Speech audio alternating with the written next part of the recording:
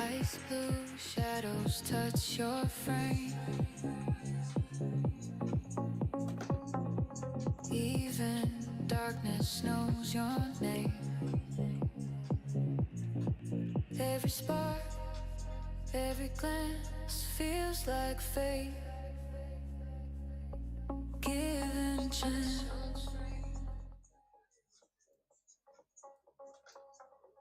Even darkness knows your name. Every spark, every glance feels like fate. Given chance.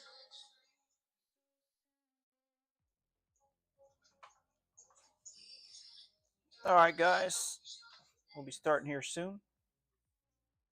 Get set up for a little bit longer here.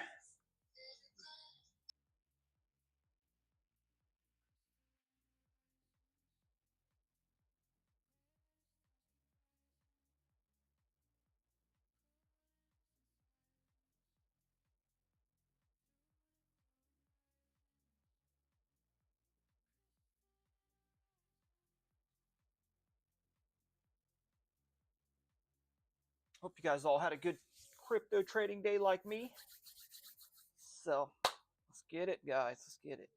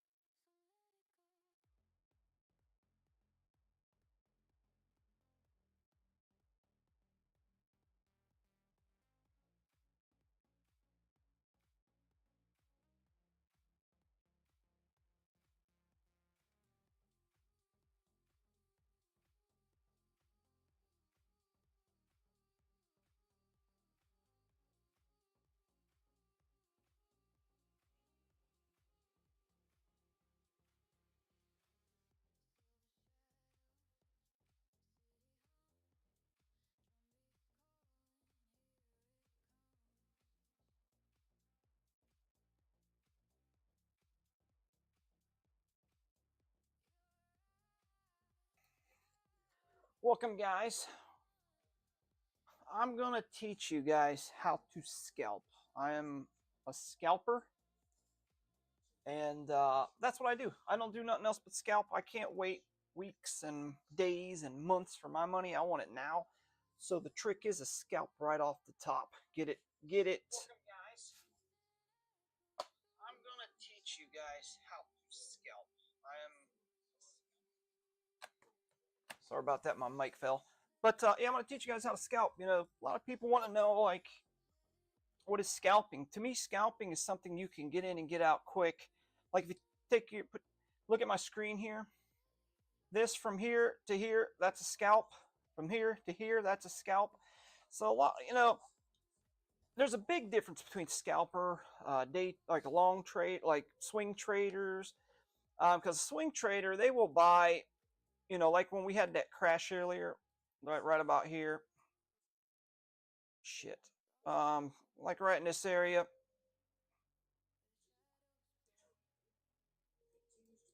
Oh man, YouTube is a little slow tonight, so it's like 20 seconds off. So they see a person that would deal long, they would buy here, and then they would hold, and then for sometimes months and weeks, and you know that's not what I'm about.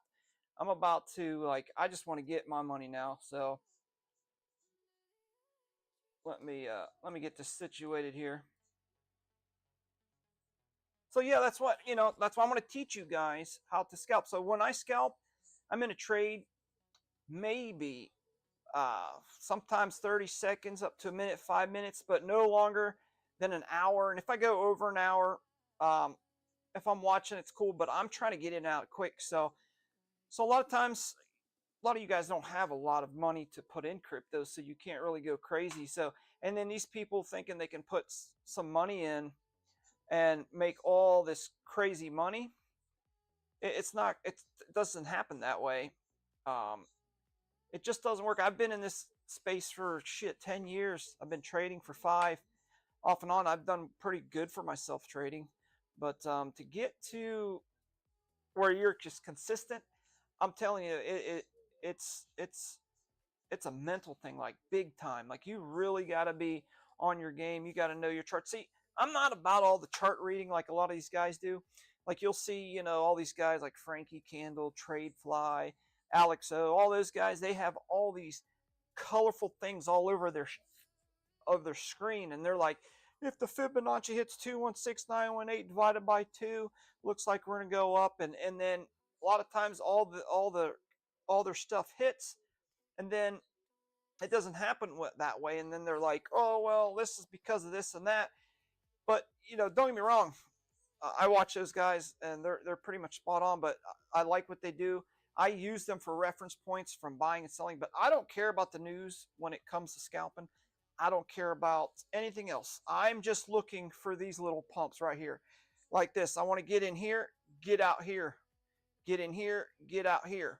And I'm going to teach you guys how to do this. So instead of holding and waiting weeks and weeks and months, you know, or days just to make some money, and I'm telling you, the trick is I've found it, because you don't got to understand, the market makers are here to make money. So they're looking for all the shorts, all the longs, and whatever has the most, they're going to go for it to take you out. And once they take you out, they're going to head back down to take the rest out. Or sometimes they'll let it take you guys out, let it consolidate for a couple days, so people think, oh yeah, and then all of a sudden the liquidity gets, the shorts and longs get put in like liquidity area. Next thing you know, you're like, oh my God, now there's more up here, there's more down here, and the market makers will just keep going up and down to take your guys' money. So by doing these little scalps, they don't have time by the time they could see it and calculate it, you're already out. So they're looking for the long and swing trader. That's who they want to get to. So you just got to be smarter than them. And I've learned that taking small profit money and sticking with the same amount of money. Don't increase your money. So let's say you start with $50. So your main goal is to get to a $100 trade. If you don't have that, you can start with $5, $10, whatever. But you want to work your way up to $20. Or sorry, $100. So once you get that 100 level, all you're going to do is trade with $100 consistently. And then with $100, and we're going to use Bitcoin, because Bitcoin, we're going to do this for a while. And then once we get the hang of it, then we can start moving on to more faster moving place, because by then you should have a good knowledge of when to get out and get in. And crypto has nothing to do with nobody but you. It's you. You have to learn to get out.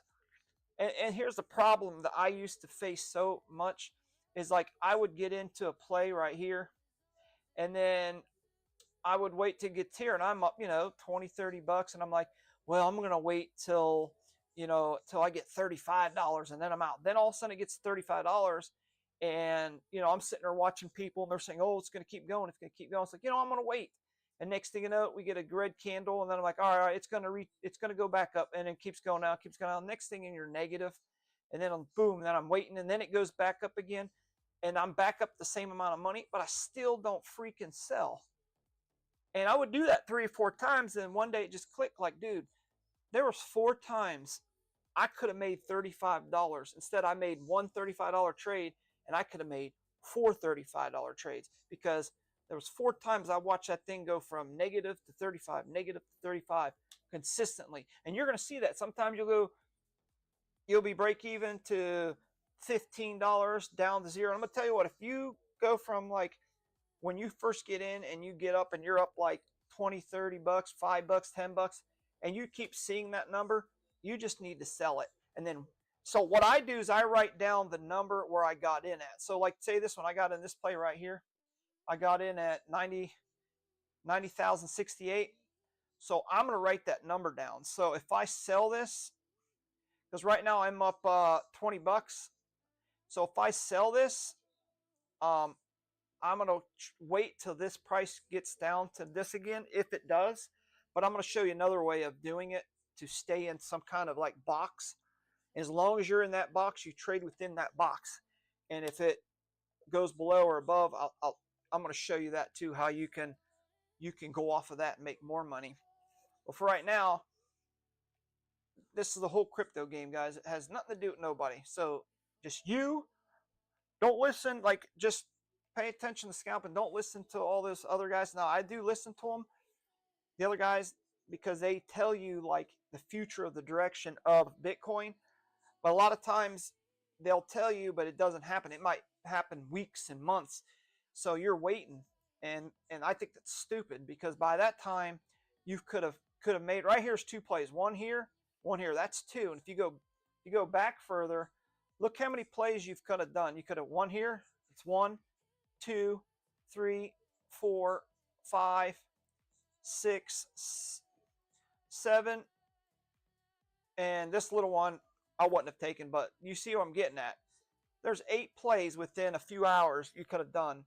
If you would put 100 on that, you would have made, 25 here, 27 here. So it's crazy. I mean, once I learned that, I was consistently able to take $100 and make $1,000 in a couple weeks, and I kept doing that. So now I'm up to, since I've started doing this technique, I'm about 12, almost 13,000 already. So as soon as I get 1K, 1,000 in my portfolio, I take 900 out and leave 100, and I start over, and I keep doing that. So I just hit a K the other day. So now I put 100 in. I'm up a total of $630 as we're speaking. So in the next couple days, I'll be back up to a K. I'm going to leave 100, and I'm going to keep doing this. So, and that's it. So if you guys want to learn this, make sure you guys follow me. Follow the Discord. If you can't get the Discord or get on, just DM me on here or through my Twitter or X, whatever you want to call it, and then I will get to you and send you the link. And then when you do go to Discord, you got, you verify it's quick and easy, and then you go down to the Crypto Squid tab. You'll see my tabs. Go down there and let me know that you came in. And I'm going to try to do this every day, Monday through Friday, and sometimes on the weekends if I have time to do stuff. And then we'll keep doing this. So I will teach you how to do this and how I do this. So like earlier today, I was at work, so I couldn't really flip this like crazy. I got in right here in this little area.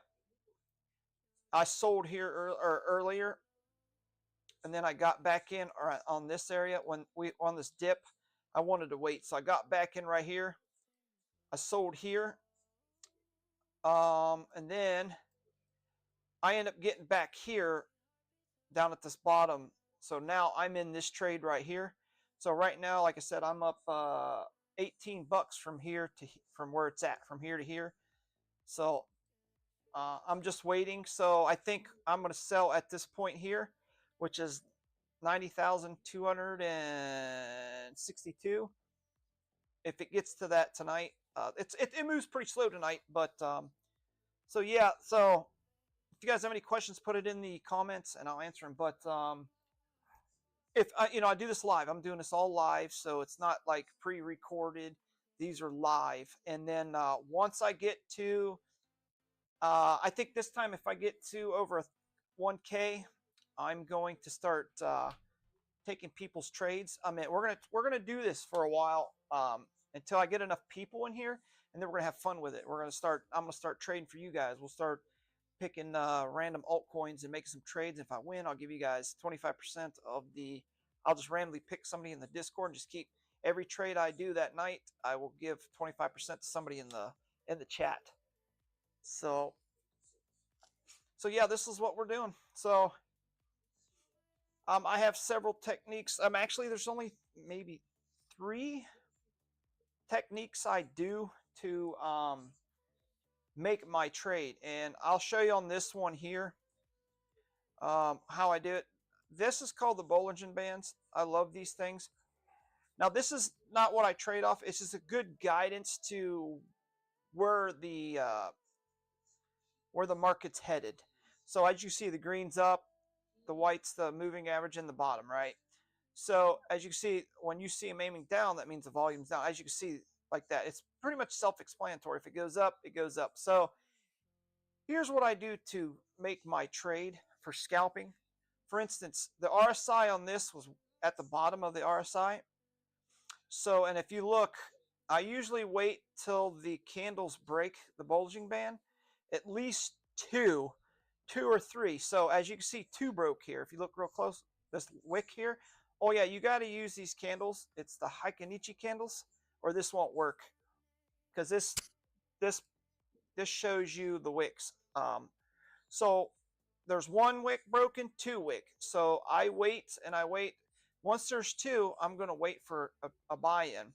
So once, and especially the RSI is low, but once I see this little green candle, this is a doji candle, and it could be just about any color. As long as it's red, and this is red or green, it's like an 80% chance this thing's going to go up. And the bigger this doji candle is, the bigger the climb. So if this doji candle was humongous, like these wicks were really tall, like for example,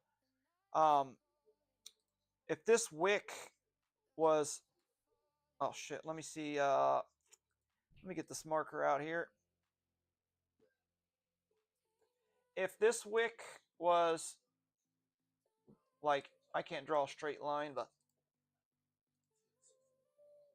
hold on, let me see if I can draw a straight line here. If this wick was like this, really big like that, this climb would have been even higher. So you got to look for that. So if I ever see one that has a huge wick, let me go see if I can show you one on this screen here. Oh shit. Let me see if I can find one for you. Sometimes I hate this stupid computer. All right, let me see if I can find you a huge doji wick. All right. Here's one right here. Look, you've got 2 breaks. 1, 2. Don't worry about it. As long as there's 2 that break. This huge doji. Look how big that is. It's either it's green. The RSI is low. Big, huge doji candle shows big candlesticks. So you would have taken that trade as soon as you saw this form. I would have landed this trade, $100, 50x on Bitcoin, and you could have made you a good $20, $25 right here in a span of a minute, just close to a minute. I think that's how long it took to get there. Let me see if I can show you another one.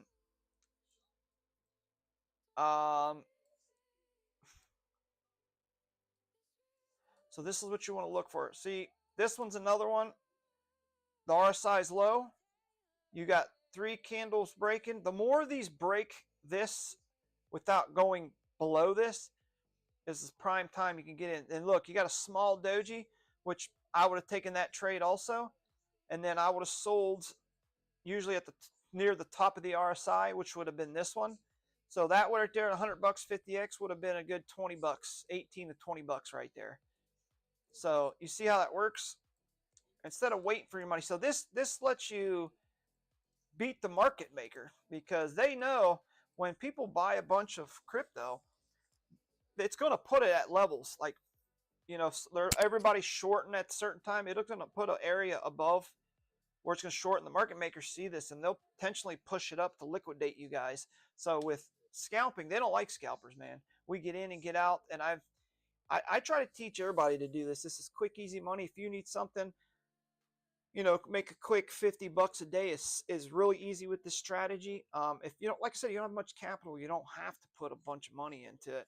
You can do 20 at 50x. I recommend doing Bitcoin until you build up your money past 100. Keep doing it. If Bitcoin's making that money, I always tell people, don't worry about getting out. Just stay in it.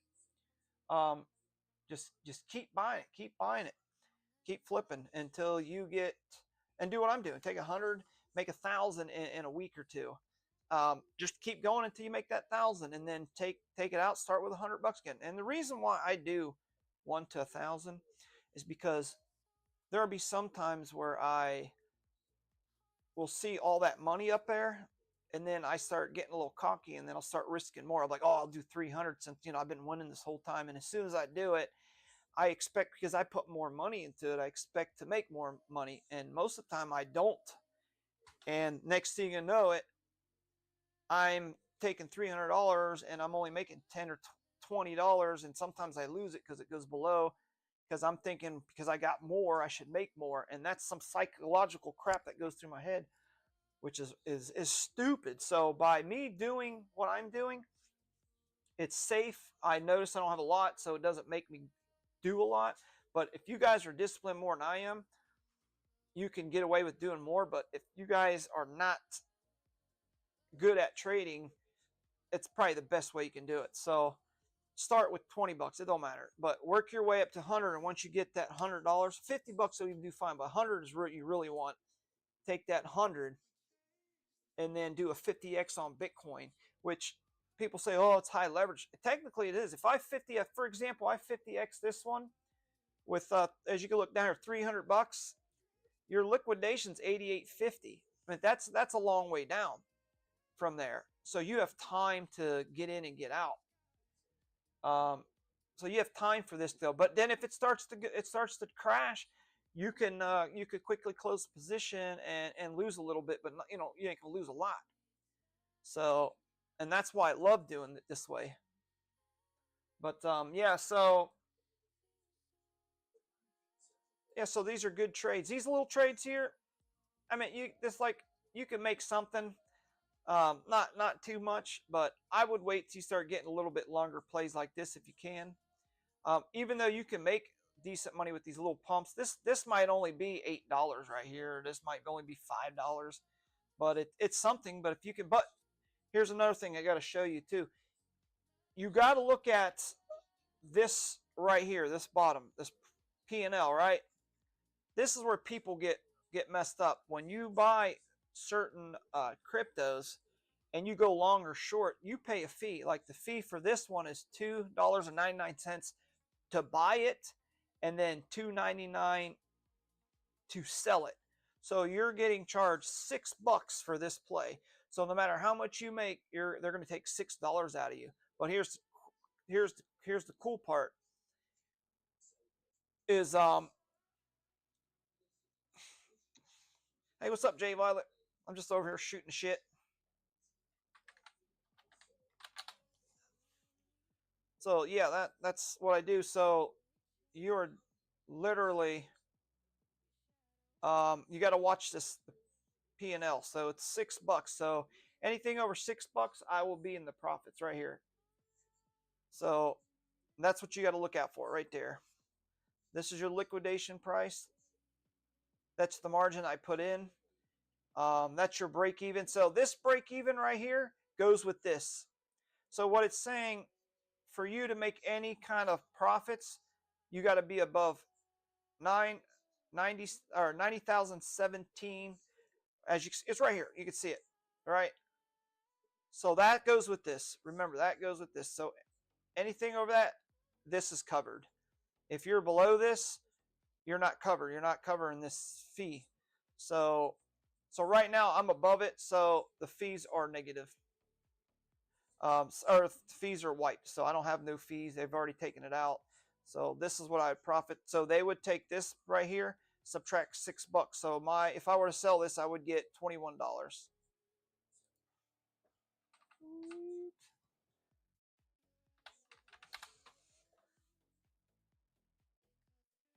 So yeah, so that's how that works. So if I was to look at this, I was going to give this a play. This would have been an entry for me if I would have sold, because it broke twice. It touched the red line twice. You got a nice little doji, got a nice little uptrend. The RSI is low, but then you got to look at your Bollinger Bands. They're kind of angling up, these two. This one here, hopefully this turns and goes up, and we so hopefully that, these Bollinger Bands are going up. There's a doji. Like, hopefully this thing continues to do one of these things. Like, this goes up like this goes up, this comes down and goes up. That's what we want to see. That means Bitcoin will run. So as long as you could stay in this trade if you really wanted to, as long as it stays above this white line, this moving average here, this white, you can hold the trade. But as soon as it breaks below, then you could take your trade away. So if you were to take this trade from here to here, 100x 50, or $100 50x, you'd have probably been up about $12 right here, and right about here is about 18 to 20. So yeah, you should be all right. Let me get rid of these.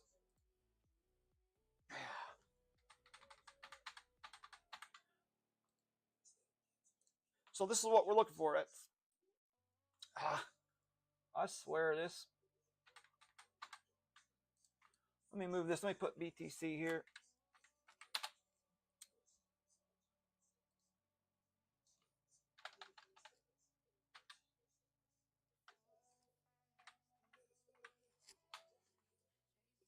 All right, Bitcoin.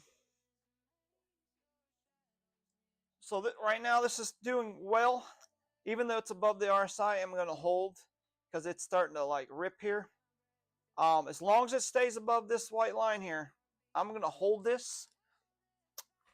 And then I will get out. So as of right now, I'm up $37 off of 300, which I am up 12% so far. So we'll see what happens. So hopefully it stays where it's at. So it's going to break its resistance. Oh yeah, another thing. Here's another thing I do too.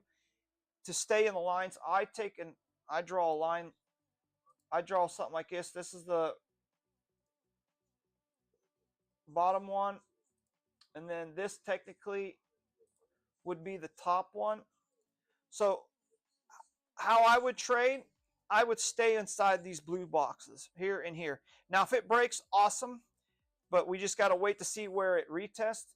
Bitcoin will.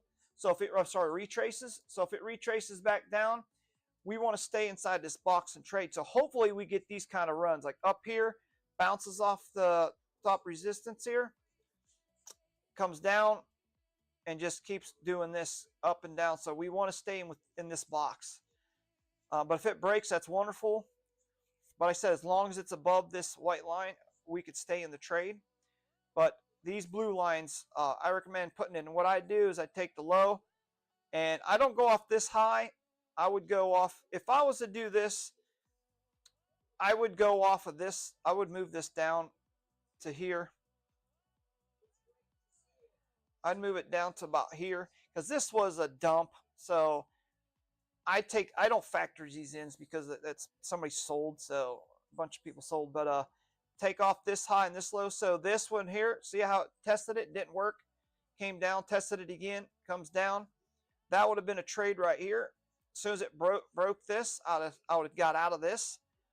And then I would have waited. Hopefully this thing comes back, retest my blue line. Or a lot of times I would go, depends on how, this dump was pretty crappy dump. So what I would do, is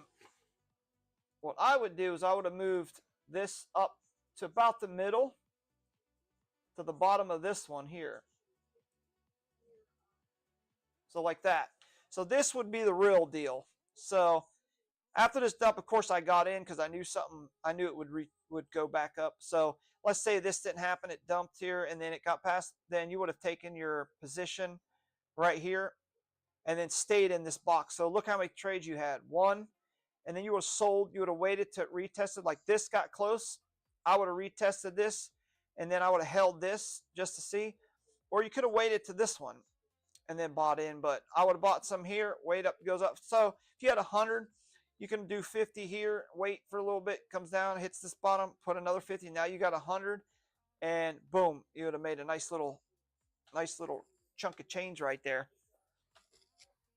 There's so many ways of doing this, but I'm going to give you the easy way, guys, because the ways the other guys have, like all that crap on the screen, it's just too confusing. And by the time you see this one, see that, see this and that, you done missed your play. That's why I see a lot of these guys trade, and they're so busy saying, I'm going to look for this, I'm going to look for that. Oh, hit the golden pocket, hit this and hit that. And then by the time they said, oh man, I missed it, should have took the trade, because they're looking at 50,000 things on their screen. So I made this short and simple. Get in, get out, so the market makers can't see what you're doing and manipulate the price and liquidate you. So this is one of my ways I do it, that you don't get liquidated as much because you're sitting here watching it. So I'm up 11%, 11.5% on that. So we'll see if this thing curls back up. If this one, if I can get this to curl up like this, and then this stays like this above, we're going to be doing phenomenal. So it might, hopefully this thing does, 91 tonight. That'd be sweet. Have a nice little trade, but that's one trade, two trade, three trades right there. This one here, 100, this one would have been a good one here. For you guys, if you guys were in here. So right there to there, that was probably 20 some bucks or so. But you just got to try it. I'm telling you, you're going to love this way. So I will teach you guys Bollinger Band, RSI, Doji technique. It's a 3-step process. You don't have to worry about the news. You don't have to worry about anything going on in the background. But you do want to watch other people, like those guys I was talking about, to see like in the future what Bitcoin's going to do, because they can tell you the long thing of Bitcoin. But I teach you guys the short, get your money, get out, so the market makers don't get you and be out. So I started with $100. I'm up to 690. So I make between $20 to $50 per trade. But with I've got 300 in now because I just got a little carried away. But usually with $100, I make between 18 to 25 per trade, and sometimes more, depends on how Bitcoin's running. But Bitcoin's safe for you guys new that's learning how to trade and scalping. You don't need a lot of money to do it, since the leverage on Bitcoin you can put to 100x, but I recommend 50x is probably the sweet spot for me, and you can really make some fast, quick money within a few minutes, and that's what we want. We don't want to sit there and buy and hold for hours and hours, and some of these guys will hold for days and weeks just to make, $400 or $500, and during that time, you could have made $1,000, and I've already proved it. And if you go to my Discord, you'll see all my trades, and if you go to the live, you'll see me doing it live. So I ain't bullshitting you. So I would say out of say 20 trades that I do at a night, sometimes a night, I win about 18 of them, and then I lose a few because I do dumb mistakes, or we get a dump that just came out of nowhere. Like I got wrecked twice on the dump. that one dump that happened this morning, I think it was. Yeah, I got wrecked on that. It happened so fast. But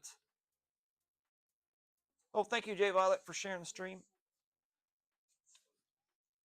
Yeah, get more people here would be sweet, but just teaching people how to scalp. Yeah, I've showed you how to, which it's pretty cool. So I'm gonna teach people how to scalp Bitcoin and go from however money they got, maybe $20, $10 up to $100. And once we hit the $100 mark, then they're gonna just stay with $100 and do trades over and over again till we do $1,000 together, which I've already done that about 4 or 5 times.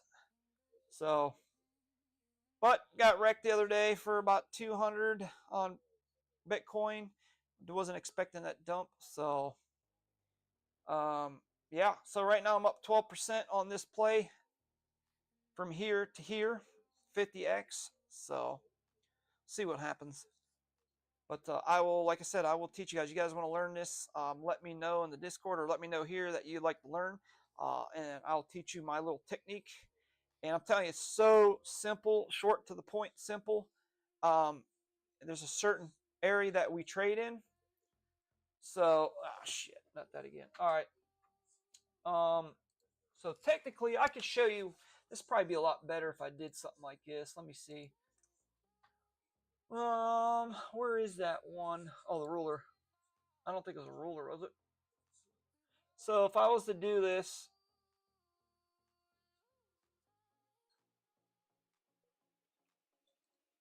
I would trade within this box right here.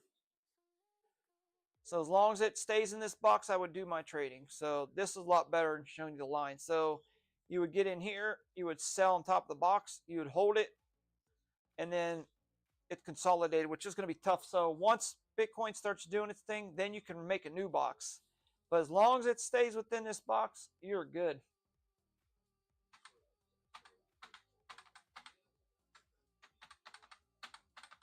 All right. Let's get rid of all this crap. So, yeah, so that's pretty much how it works. So let's do. So we got a nice little uptrend on Bitcoin. These Bollinger Bands are showing a nice little uppy here. That's what we like to see. As long as we stay above this line, we should be safe. And I will stay in this trade. So because what'll happen is this will come down, hit this. As long as it stays in this box, this Bollinger box here, we should be fine. So hopefully it goes up. So as long as it stays, if it breaks this red, then technically you can get out. But for my sakes, I'm gonna stay in it just because I'm gonna wait for more people to get on. Then I can show you how this works. Once you get more people on, I'll show you how this works. Or I might just show you, then people could come later and watch it.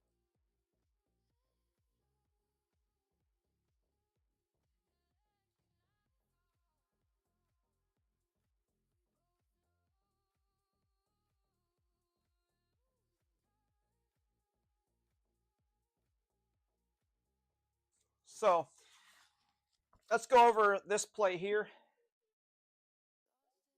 If you're new to crypto, don't know what you're doing, just bear with me and I'll explain what I can.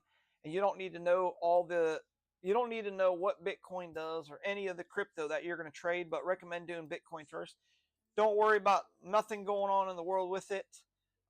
If when you're not trading, you might want to watch those guys like TradeFly, Frankie Candle, and Alex O, all those guys, because they'll tell you, the movement and in the future. So that would give you an idea what to look for. But don't worry about anything else. Don't worry about the price. Just worry about what it's doing. So on this play, these are Bollinger Bands. If you guys don't know what that is, I'll do a video on it, live video. What Bollinger Bands are, it just takes the moving average, takes the high and the lows, and puts them in this little box. He shows you the directions. Here, actually, we'll just go ahead and read it while we're here. So I'm not just throwing out some trash. Oh, shit. Here we go. Let's see. This is an explanation of it. You know what? Let's do a little YouTube on it. Let's pause this. Let's take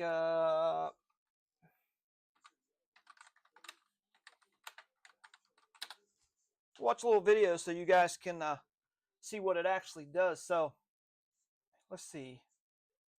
We need something quick and easy so we're not sitting here watching it. Here you go. Let's try this one.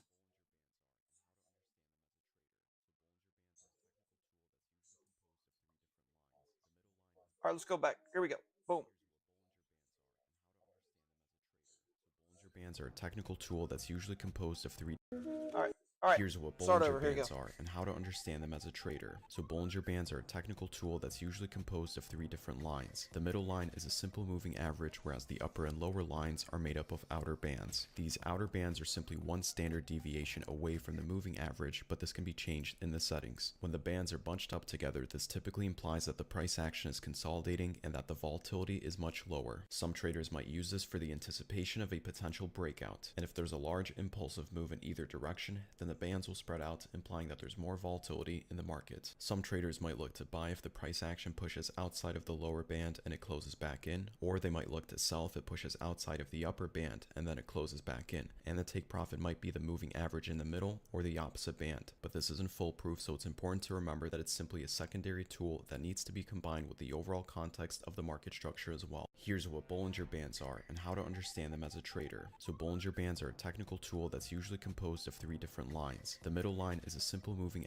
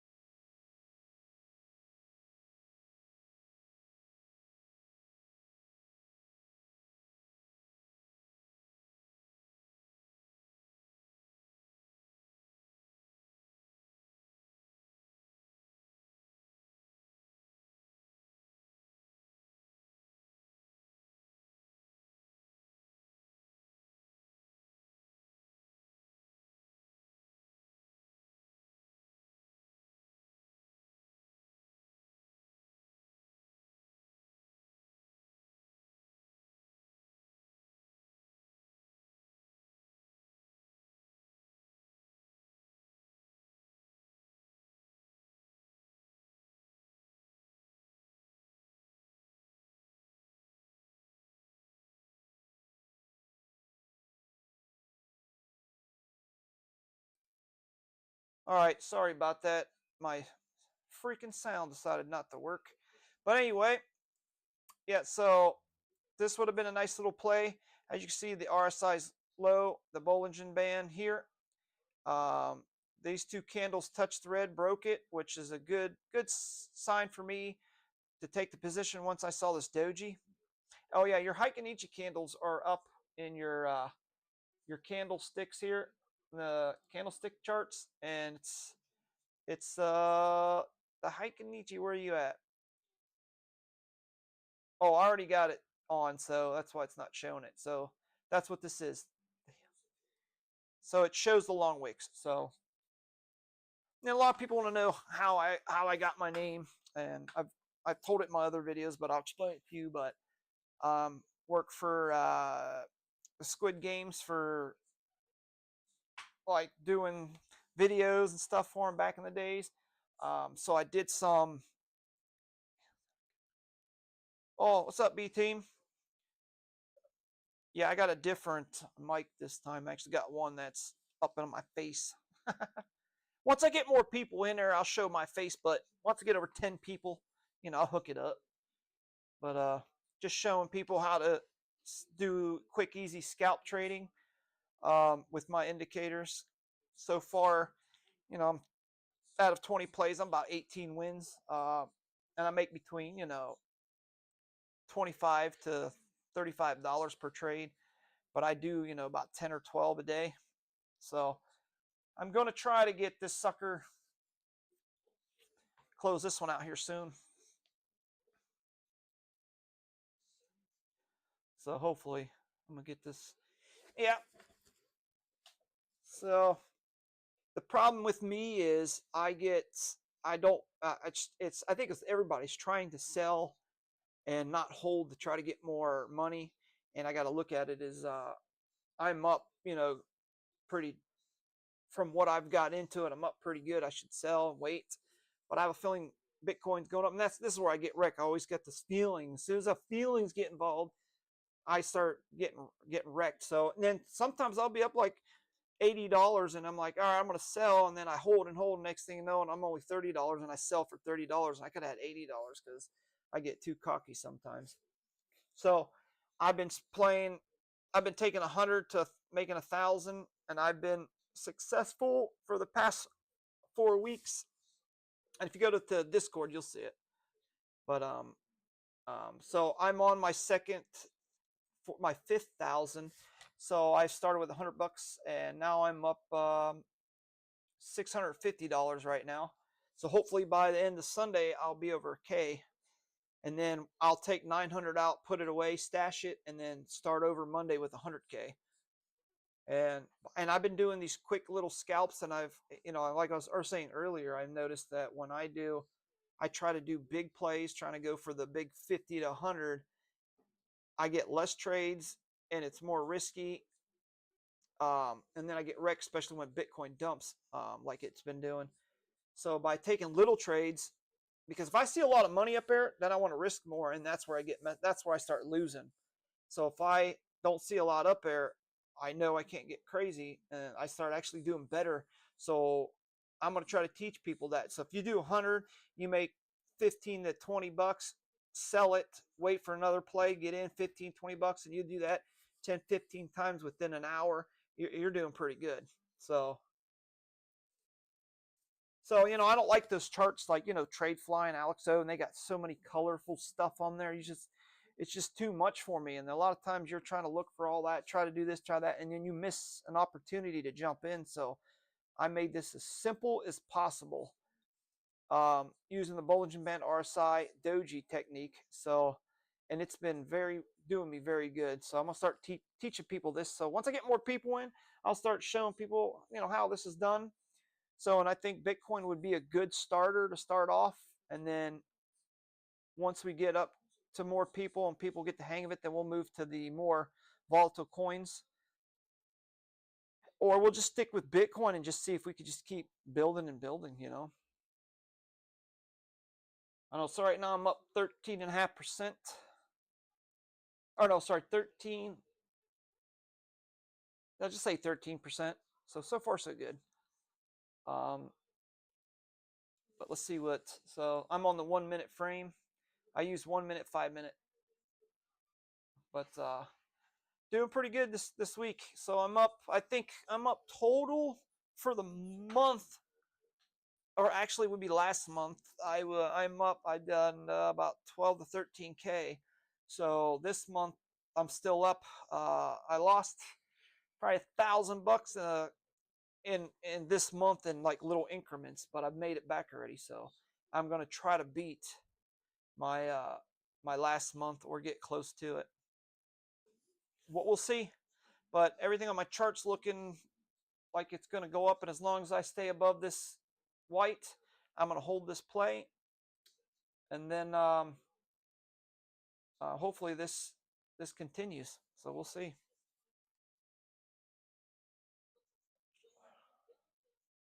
So hopefully I get enough people on like the rest of these guys and start talking about different things, not just crypto all the time. But yeah, like I said, man, I've been doing this. I've been trying every technique, everything I can. I've tried, those guys' ways of trading. I just never figured it out. So I just kept back testing certain things. And this right here is probably the one that's made me the most out of the rest. And the rest were just too much going on the screen, man. So I simplified it to the point where you're in and out quickly. So the people in the background ain't trying to liquidate you, the market makers. So other than that, that's it. So I got once we get going, get more people, I've got some giveaways, contests I've got all lined up. And then once we start trading like crazy, then I'm gonna start giving away a lot of the profits to random people in the chat. And then I will give people opportunities to let me know what to trade, and if I trade it and I win, I'll give you more money of that. And also I have my own token, which I haven't told anybody about, that I'm just going to throw a percentage of my wins into it and just keep building up, and then in the future I'll let people know about it. And then I will use that to help build capital, build more capital so I can make bigger trades. But we'll see. We will see. I got my name Crypto Squid from the Squid Games back in the days. I was on one of their teams making videos for them, YouTube videos, and they ended up coming out with one of the team members came out with their own token, and it did very well. And I was one of the, I guess you call I wouldn't say owner. I kind of worked for the guys. Like I pushed it and helped do stuff with it, and I got paid pretty good to do it. And then all of a sudden, that guy decided to rug that shit, and he took a lot of heat for that. I think he got in trouble for it, and so but at that time I was called Squid, and then because of Squid Game they called me Squid, and I had like a letter or symbol. But they end up, when they did that, they end up paying me off. I left and started my own little journey. And then I think it was like I was doing YouTube. I started doing that, started getting followers, and I was actually doing very well with people. I had a Discord that was kicking ass. I mean, it was flowing. And then I had family problems. Like I'm talking like stuff happened with me and the person I was with, and I couldn't get back to it, and I end up disappearing, which I should have stayed with it, but there was so much going on that I had to leave. There was a lot of things going. If I told you the whole story, we need to get some drinks afterwards.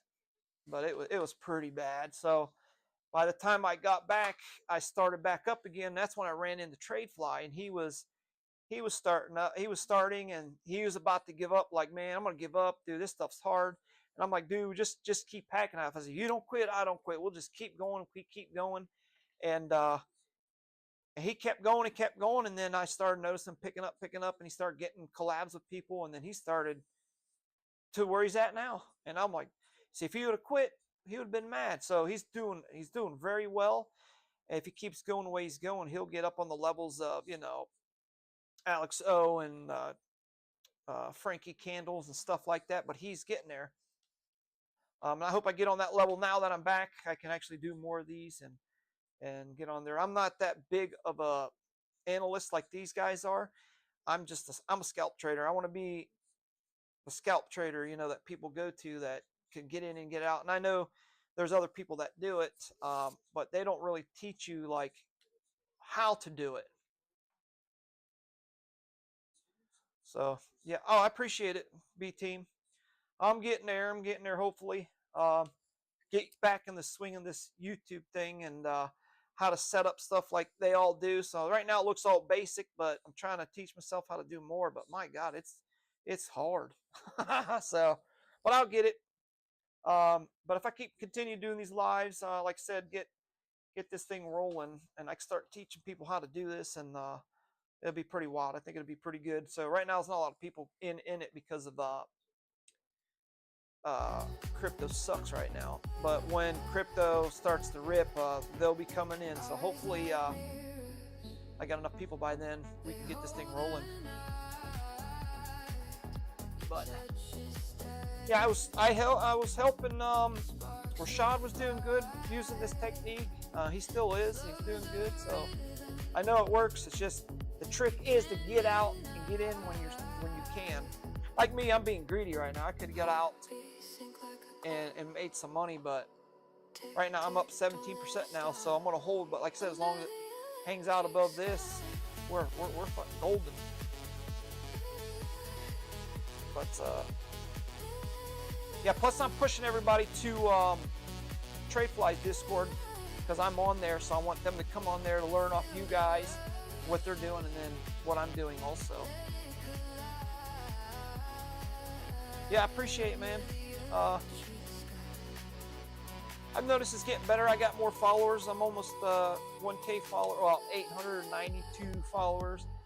So it's getting there. Just got to bring more to the table, I guess. Stuff. So I figured I'd just tell some stories and tell how I got into this, see how things going, check out different tokens, and hopefully get some more people in. Oh shit! I think my music's too loud. Hold on, let me turn that down. Yeah. But for right now, trading away. So as of today, I made $110. So I'm trying to shoot for 200 tonight before I get off. Right now, well, 50 bucks up, so another 50, and I'll be at $200 today. But right now, the Bollinger Bands are looking good. If we could keep this momentum, come down to the RSI down here a little bit better, and then angle back up, we will be good. Yeah, like I said, I noticed me taking small chunks of the money. I've been able to make more money. I know it's hard to explain. Instead of using big money to make money, I'm taking small chunks and it's adding up. So it's crazy how you start with 100 and within a few days I'm over 6 taking 10, 15, $20 trades. But you also got to look out for this down here. Right now it's $6 to get in and out of a trade. They'll charge you $3 to get in, $3 to get out. But the good thing is they give you a break-even price of 90.17. At this price, you're in profit after that price. So technically, 90.17 is your place when you start making money. So I'm way above it, so I'm good. So they'll take $6 off of this if I was to sell that. So, and a lot of people don't realize that. You know how many people I've ran into that say, "Oh my God, I sold for $30. Why did I only get 20?" And they don't realize this right here. That's what gets you.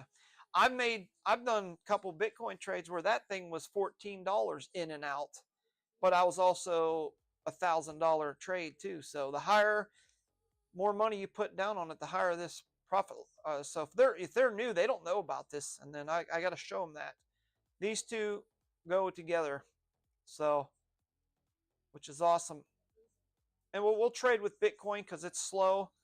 And if you 50x, your liquidation is so far down that it'd take you a while, unless we get one of these crazy drops. So if we didn't have these crazy drops, 50x, a lot of people can do all day long.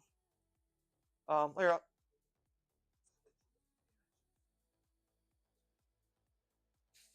yeah, I signed up on their TradeFlies thing, but it doesn't. These fees have not changed, so I don't know if that's with his thing or that's what it is. But typically, when I spend $300, depending on the price and stuff, that fluctuates. Like my last trade where I did a $1,000 profit and I put $1,000 in, that was $15 to buy in and $15 to buy out. So that was $30. I was already negative when I took the trade. So yeah, but I've never seen it in the cents. It's always been $1 more. Depends on how much. I only traded with 300 and it's $6 before. But the other day, I don't know if it depends the time of day, because the other day I traded with the same amount and this thing was only 78 cents in and out. So it was under $2, or $3. So yeah, I don't know. I don't know how that works. But my first $6 of this trade I was negative. But when you trade yours, what's yours at? Does it show you?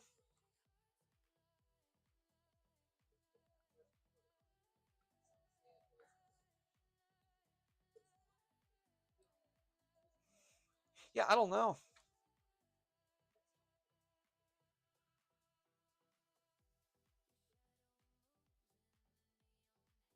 That stuff changes a lot for me. It fluctuates a lot. But I've gotten used to it.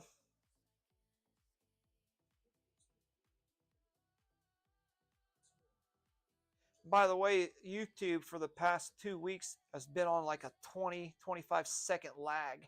And I've noticed that with everybody's live.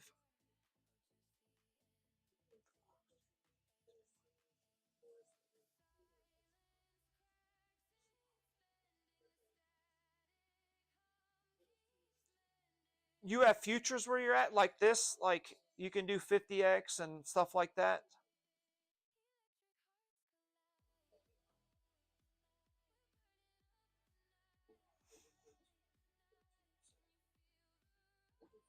Because if you did this with $20, you can be $100 in 4 or 5 days, off of $20, because you'll be making $8 to $10 a trade on this if you can get the hang of this.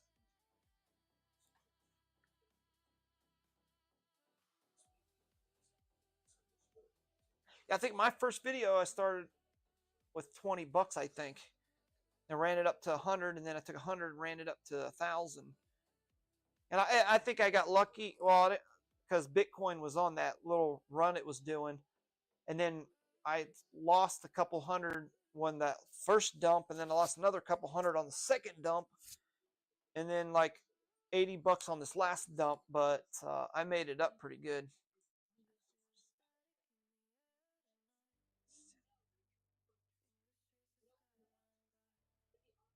Yeah, my fees, this fees don't change. It's no matter. It doesn't matter how long you sit in it. But I will tell you this. Where's it at? You see at the top it says funding rate. This funding rate, I forget how this funding rate is. When this thing ends, it adds it to either it will. I think if we're in the positive, like if Bitcoin's in the green, when this clicks over, it adds 0.0055. It takes it off the fee. It takes it off of here. So this will drop the longer it stays green. But if it stays red, it's going to increase this fee every 4 hours. But it's so minute. It might go up tenths of a dollar. But that's why they say the longer you hold futures, the bigger this price goes. Unless we're in the positive. So if you read the funding fees, it should tell you. Yeah, it does. If you look here, it says the payment rate exchange between the longs and the short positions for the next funding period. When the rate is positive, long pays the shorts. When negative, the shorts pay the long. So we're negative. That means, yeah, so that's how it works. So this should go down. I've had it before where this was positive. I was positive $6 one time plus what I made, so they added $6. So if I'd have sold this at 42, added the 6, I'd have had $48, you know. So it worked out pretty good. But right now we're in negative, so it's going to keep going down until, yeah. See, I don't like holding for 2-3 days. I like getting in and out as quickly as possible. Like right here, this was just today, like a few hours ago. This was this morning. I think this was early this morning, but from here to here was just since I've got on. So you could have made one trade there and then this third trade. So I think on this one, I made $15 on this one, and now I'm on, or sorry, not that one. I made, what is this one? Hold on. Yeah, this one's $40 from here to here. I was up 50, but I made a trade earlier today. I made this one $100 50x. I think I made $22. And then I made this one, I think I did 19. Oh, I think 20 some bucks. And then this was another $20. So it's pretty good. I put it all in the Discord.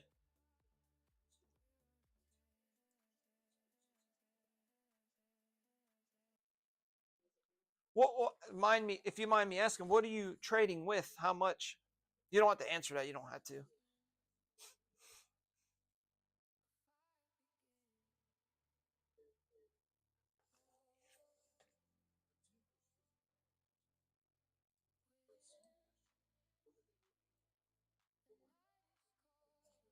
Have you tried this technique right here?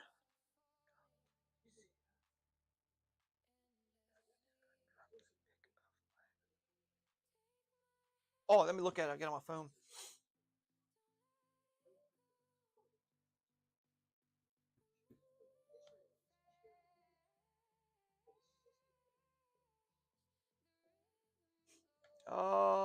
Where are we at here?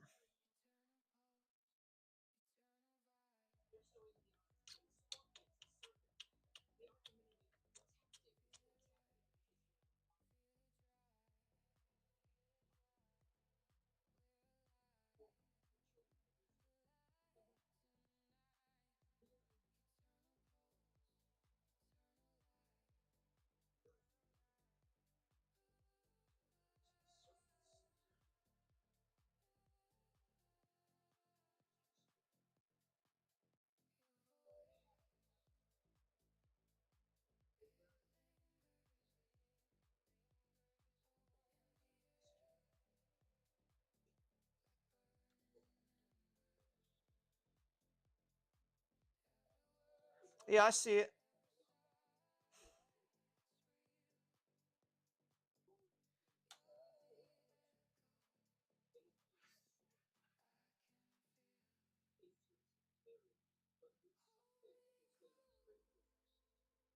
I don't know what that is.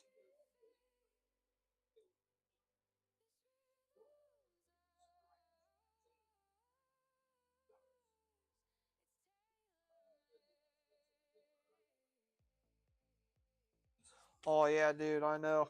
I know the same feeling. I've got 3 kids too. One's grown up, moved out, and and I'm a single dad too with 2 daughters, and my one son's moved out. My one daughter's 19, but she lives with me, and my other daughter's 16. So I know the feeling, dude. I know the feeling, and I haven't even begun to buy Christmas presents yet. But luckily, they don't ask for big stuff, so I just give my son money, and then my girls ask. My one's a sports girl, so she likes sports stuff, and then the other one, she's all over the world. She loves anime, so she's got these retarded ass anime that she likes to watch, and then I gotta find posters and stuff, and it's a nightmare. But I make them find them and give me links because I ain't trying to look that stuff up. That stuff's hard.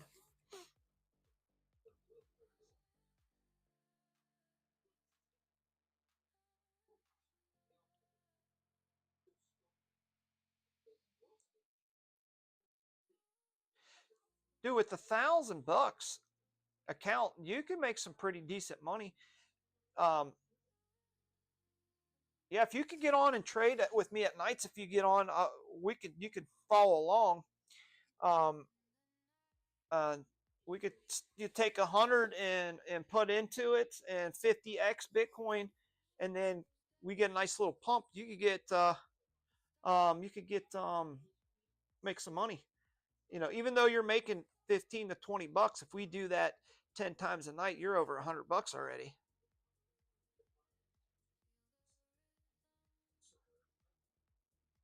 Oh, dude, my older brother has 4 girls, and then my younger brother, he has a son. I think he's 6 now, but he's a boy. But man, the stories he used to tell me about his 4 girls, like, holy crap! And they're all teenagers, 19, 18, 17, and like a 15. It's like, holy crap, dude! I'd have done hung myself by now.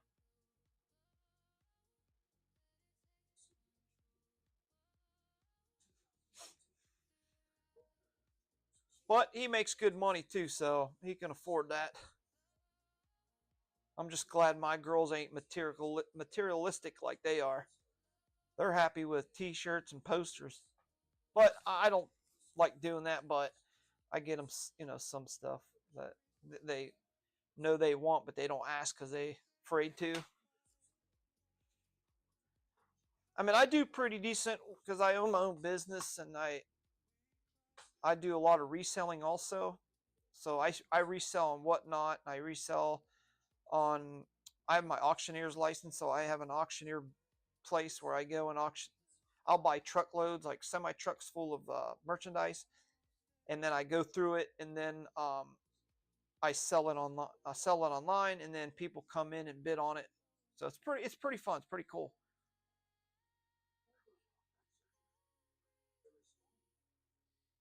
Oh yeah, dude. I love when my kids get together. We all crack on each other. Oh yes, my youngest one gave me a Christmas list, and it was like literally like posters and T-shirts. When I added it all up, it was like not even. I would say a little under 100 bucks. I'm like, come on, girl, that's all you want? She's like, yep, that's all I want. I'm like, what? But you know, I said, hey, if that's what you want, that's what you get. I said, don't be crying to me when your sister comes up with nicer shit. But I'm pretty fair with them. But and my daughter, she's a tomboy because she loves sports, so she wants Ohio State stuff. That's where we're from, and then um, Pittsburgh Steelers. And then my son, he's 26, so I just give him money. See ya.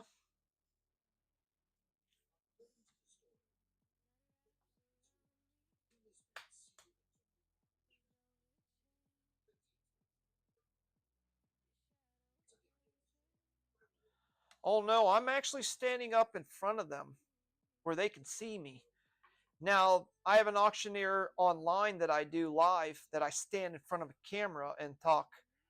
Um, so I do both. It's nerve-wracking.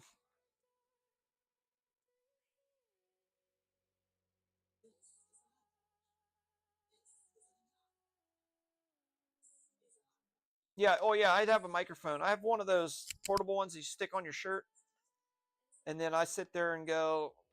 It's not like where you think you get online, you're like, eh, blah, blah, blah, blah, blah, and they're going real fast. It's more like I hold up a toaster, a brand new toaster, and like, hey, this is a toaster, GE toaster, starting to bid off at $1. Can I get it two? And I get two, and I go slow. I don't go like super fast like they do. And then they're like they'll just put their hands up and like two, two, two, and then it'd be sold for $10, and then they come over and hand it to this one of my person that works for me, and they take it over to the counter, and she pays for it. And then usually, if she's going to buy more, we'll put it in a pile, put her name on it, and they just keep going. I'm telling you, it's cool as shit. It's good money too. Good fast money.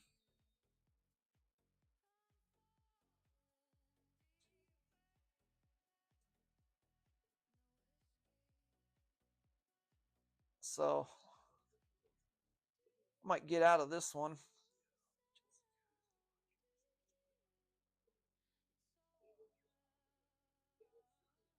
Oh yeah.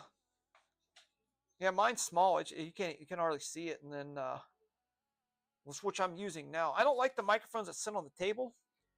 It's just because when I use it, it's like it's almost like I gotta, when I see it, I gotta go after it with my mouth instead of, I hate that. I like to be free, and and then sometimes like you'll hear people talk, and then you can hear their lips going, and that shit drives me nuts because they're like sucking on the microphone or something. You can hear them like lips smacking. It's like, oh my god.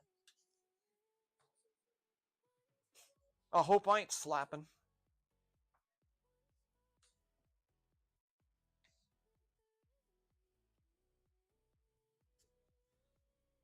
Yeah, B team, you get some time, man. We'll get on the live and we'll trade together. And or you could just watch and see how I do it, or you can jump in when I jump in and make some money, man. And then you'll get, I don't know how you scalp. You might be better than me. I don't know, but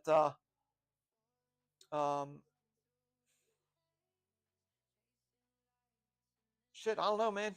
We just do it together, make some money, turn that 1,000 into 2,000.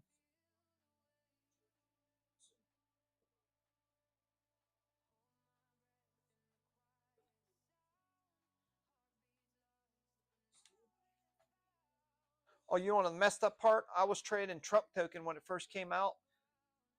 I put $1,000 20x, and I made $26,000 off of Trump when it ran to I think $70 or $80, and I got in at 14. And then I took that 26,000, and then I put it into I forget what I put it into, and then the market crashed, and now it's not even worth like $1,000. So hopefully it'll recoup, and I'll get my 26,000 back. Dude, that 26,000 ended up being like $1,000 after everything crashed. Everything went down like 70% and shit. And I was like, what the freak? So technically, if you really want to say, and I am down 20 some thousand for the year because of that. I should have just left it out, but nope.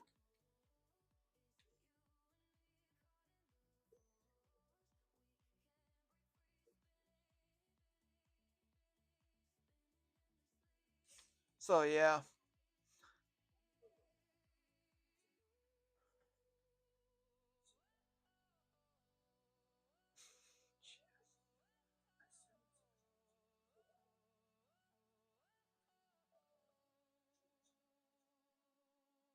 Yeah, I'm gonna try to go do it Monday through Friday when I can. Depends on, like, sometimes my daughter, she does dance classes and violin crap at school.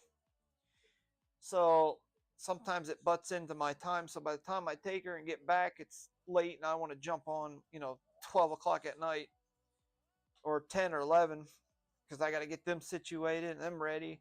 And sometimes I'll be doing the videos. They'll come flying downstairs like, Dad, Dad, Dad. Ah, I'm like, they're like, oh, you're doing a video? I'm like, yeah. So it's like, that's why I go live now. If I hear them coming, I can pause it. But man, I used to make videos and post them. Dude, it was, they would not leave me alone. I would start doing it. It'd be 3 minutes in, be like, welcome to the, Crypto Squid. We're going to be doing this. And then they come flying down so like a herd of elephant. Dad, Dad. One's Veronica. Veronica and Kira's their name. They're like, Veronica hit me. I'm like, you guys are grown-ass girls. Why are you hitting each other? I had to go upstairs and find out why they're hitting each other. It's like, God dang. So I go downstairs, start the video up. Next thing you know, Dad, I'm hungry. It's like, I'm doing a video. Can you guys leave me alone for like a half hour? So it's constant with these two.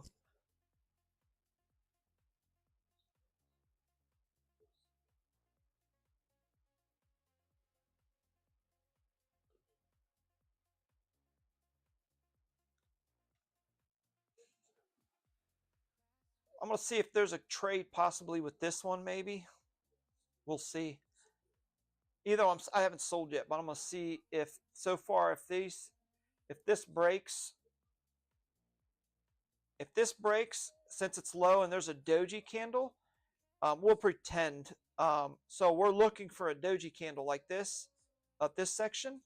If this hits, that would be an opportunity to buy to head up.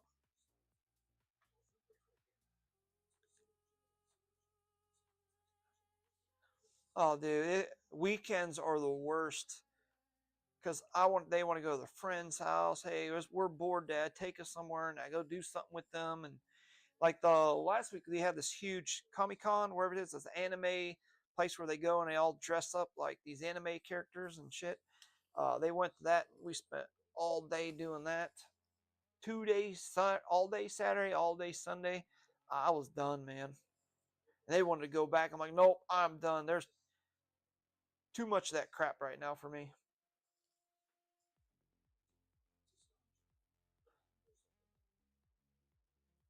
All right, let's see if this breaks this thing.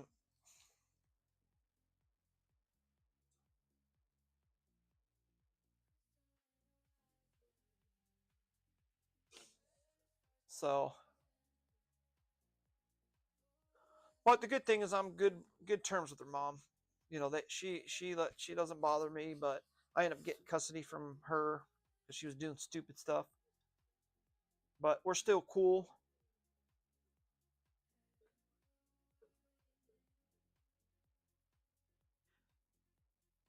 I have a big family, but they're all over the world because I originally came from Las Vegas, so a lot of them are out there. I got some in Florida, Pennsylvania, a couple in California, and then I'm a Filipino, so a lot of them are in the Philippines. So here in Ohio, I don't have anybody but me and my kids. So when we do stuff for holidays, it's just me and them, unless we fly everywhere. But you try to fly 3 kids and yourself somewhere, it's ridiculous.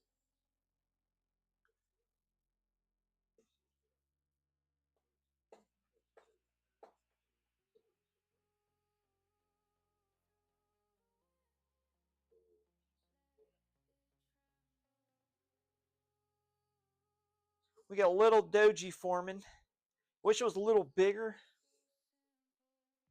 but it might be enough for us to push up a little bit. We'll see. We'll see. We'll see. It broke twice, so we're good. Our size low. Everything's looking. Only thing I don't like the Bollinger Band right here, but hopefully these turn to go straight and we're good. So I think. See, me personally, I would think about taking this and maybe be selling about, maybe selling in about this area here, taking my trade. Let me see.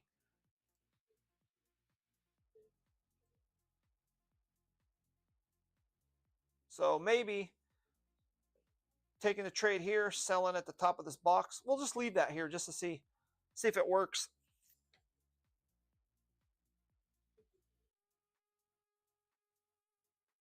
Yeah, YouTube's still on a 25-second lag. So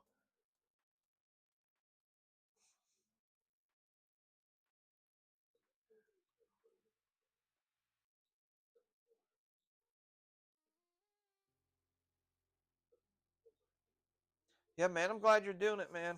You're not a lot of dudes that I know in my area that they do this. They would not do what you're doing.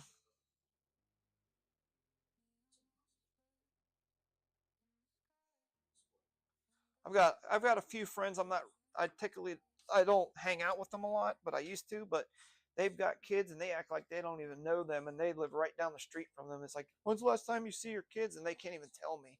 That's sad. But at least you got your kids, just like me.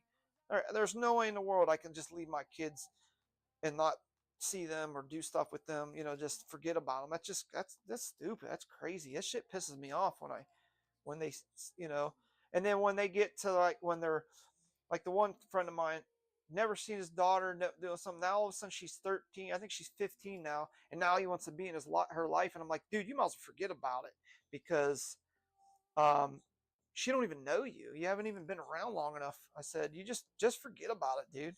So and he didn't listen. So he goes to her and she's like, who's this guy? That's your dad. And then she don't want nothing to do with him. And then he wants to get all pissed off at, oh, it's because the mother. I said, no, dude, it had nothing to do with her. It had to do with you not going there and seeing her. Of course, if I was the mother, I'd keep you away too. So why all of a sudden you're coming around, you know? Shit makes me mad, dude. As a friend wise, he's cool, but when it comes to that stuff, I hate that. Like, I don't see how you can do it. I'm like, you just have to, man. Just like how you're doing it, B team. You know, I respect guys like that, dude.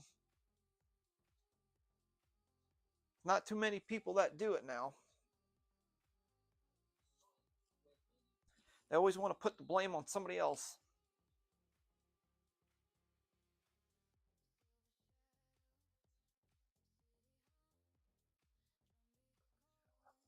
Yeah, yeah. She, you know, when the girl was little, he didn't want to have nothing to do with her until she's in. You know, now, like I said, when she turned, I think 13 or something, he was all like, "Yeah, I want to see my daughter." And then all of a sudden, it's like, why, dude? There's 13 years you didn't see her. She don't. You know, it's like shit drives me nuts. Just let her be, bud. You might as well just give up, or if you want to do it, you don't just go full force at her. You got to gradually build your way up, and then you got to explain to her why you didn't want to see her. But the problem is, he'll lie to her like, "Oh, you know, I work," and you know, excuses. So it's like, just tell her the truth. Truth goes a long way, man.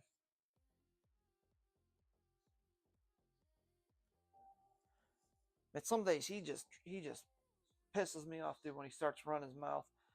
Sometimes I just tell him, look, dude, don't even talk about it. You're just gonna make me mad because everything you're saying, I already know you. We're good. I don't want to know your business.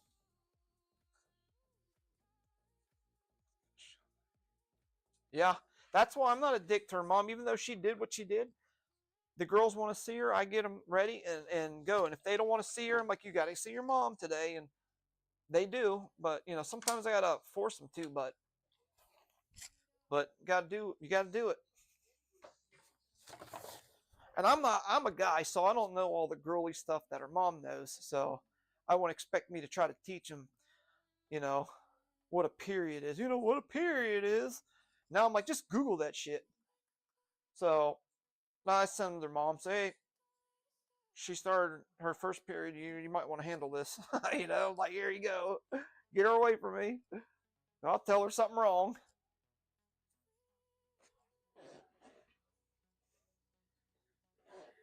Yeah, man, you keep doing what you're doing, man.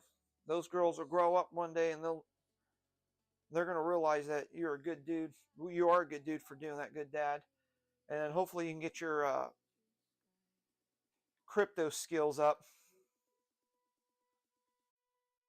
so you could just do this full time and teach them how to do it. You know, I try to teach my son, and I got him in crypto like, and my daughters poke around here with it, but I got my son in what was that?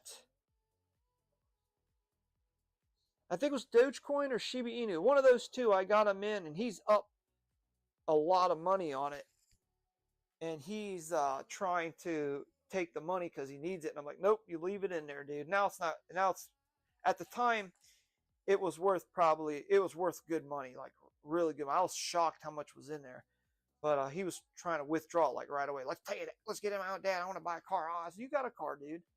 So I said, just leave it in there. By the time you're 20, 30, you can pull it out, and you'll have tons of money if this goes the way it's supposed to. So he hasn't touched it. Well, he doesn't know how to get it out because I haven't taught him. So.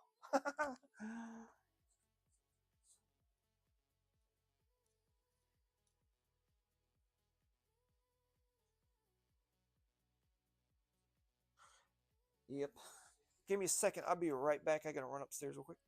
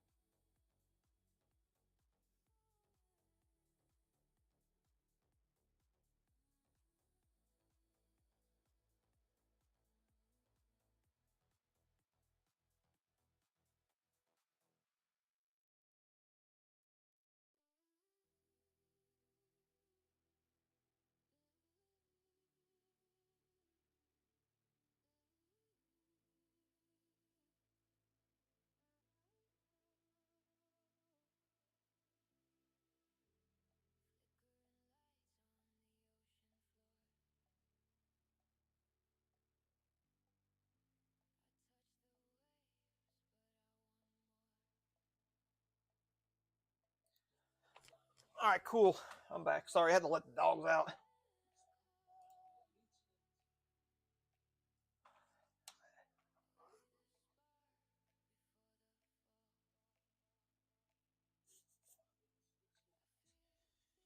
Yeah, I don't care if you want to help mod.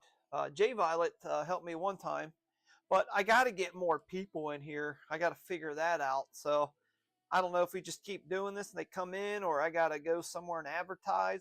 I don't know how these guys get. I watched a guy today. He has like 500-600 followers, and his live stream is just Bitcoin. That's it. And he'll have 20-30 people watching him, and then he ain't saying nothing. He'll text stuff here and there. It's just watching a chart, and there's 20 people in there. It's like, how the hell did he get all those people? And there's 20 people, and you see 20 people texting. It's like, I don't get it. And every time I watch it, there's people on there, at least 10, 15, 20, and sometimes I've seen them up to 40. It's like, he ain't giving no TA, nothing, just watching a chart. It's like, I just don't understand it. And then, like, for example, you got Treyfly. He gets on there some days, and he's got great TA, and he's got 10 people in there. And then and then some days he's got a shit ton of people. It's just weird how that works, you know?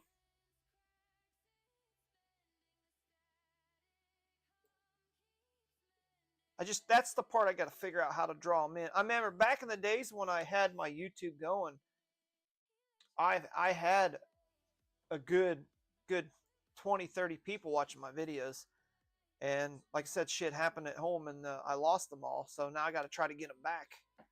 But see, back then crypto was hopping. That's when, back in 2017, when, you know, everything was just flying, dude.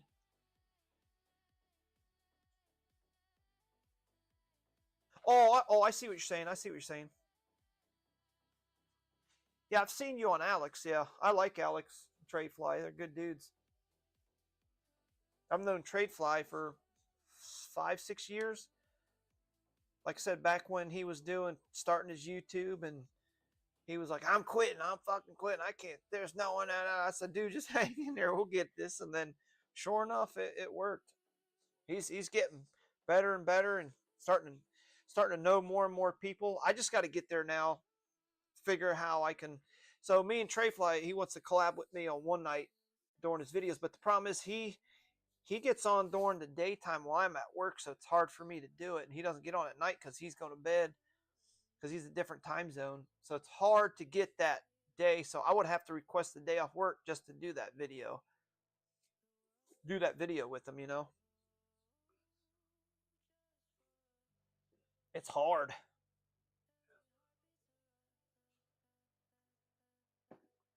Yeah, I watch them both, Treyfly especially, because that lets me know like the direction of Bitcoin in the future, and which helps. I like Treyfly because she shows you the liquidity below and up, like where all the shorts are at, where all the everything.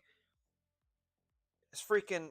That's what I look for. Where the liquidity, like today, the liquidity for all the longs was pegged at 88,600, and all the short liquidities was pegged at 94,000. So, and there was a lot more shorting a short position that had more money to lose than the other part. So that's why I think Bitcoin is going to do this sideways crap, and then I think it's going to blast off above. It's going to take all the people that went short, and then it'll work its way down to 88, 86, around there. That's my guess. So that lets me know. But see, I don't really care about that because I'm a scalper. I look for this kind of shit right here. These little pumps right here. Boom. That's all I care about. This little pump here. Boom. Boom. Like right here, if I took this trade here, I could have sold here and made me a quick 20 or 30 some dollars, and then took a trade here and made, 20 some dollars, but I held from here to here. So I think there's 3 trades right there I could have taken, but I was trying to go over what I was doing, so I would have taken those and kept going. So once this gets back up to this or on this area, I'm gonna sell it out and then wait for another buy-in. But I don't know if you saw this earlier. Here's how I do my trades. I'm gonna use this ruler thing. So I take the top here. So this box is what I would trade in if I was scalping. As long as this trend stays within this box, I will buy at the bottom of the box, buy at the top. As long as it's trading sideways, this thing works beautiful, and this is where I make my money. So I draw the top resistance and the bottom resistance, and I play in between. But then I look for my RSI, and I look for my doji candles, and that lets me know if I see the RSI low, the doji candle forms, I'm instantly buying in. And 90% of the time, you get an uptrend like this, and you can sell. And then I'm out, and then I wait for the next one, and the next one, and the next one. And I tell you what, it's been very successful lately. But you got to sit and watch it. You can't just buy it and then walk away. You know, you have to physically, 1 minute. And then I use 5 minutes to see like the overall direction if Bitcoin's still going up. But like I said, I don't care for all the stats that these guys put or all the technicals. I look for the price movement is what I'm basing everything off of. So I don't care any news on it unless it's like drastic news, which is going to crash it. Then, but the thing is, you don't know. Like sometimes, TradeFly and Alex O and all them guys, they'll sit there and do their TA, and they say, yeah, it's going to go here. But if you notice, every time Alex trades, it's a quick scalp. You don't see him holding very long. So I don't understand why he's telling people, I get he's telling people how to get the long thing, but all his trades are scalping. So, and he never used to scalp, and he just started doing it because I think he realized like you can't predict Bitcoin if it's going up or down. You could just see the liquidity above and the liquidity below. And so you got to base it off what I'm doing here. That's the best way of doing it. I don't do trend lines unless I'm doing a swing trade that I'm going to hold for a couple days. I just draw channels. Like I will take, for example, like if you're looking at this one, I would shrink it like this. I would take the high of back here and then the low. See, typically I wouldn't use this low because it was a dump, and that was something that we can't control. But I would take the low of the next one, which is this one.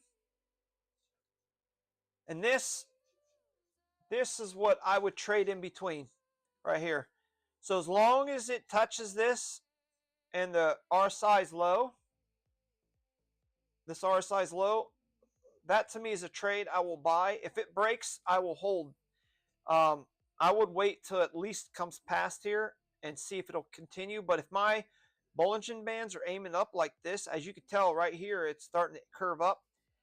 That's kind of like I'm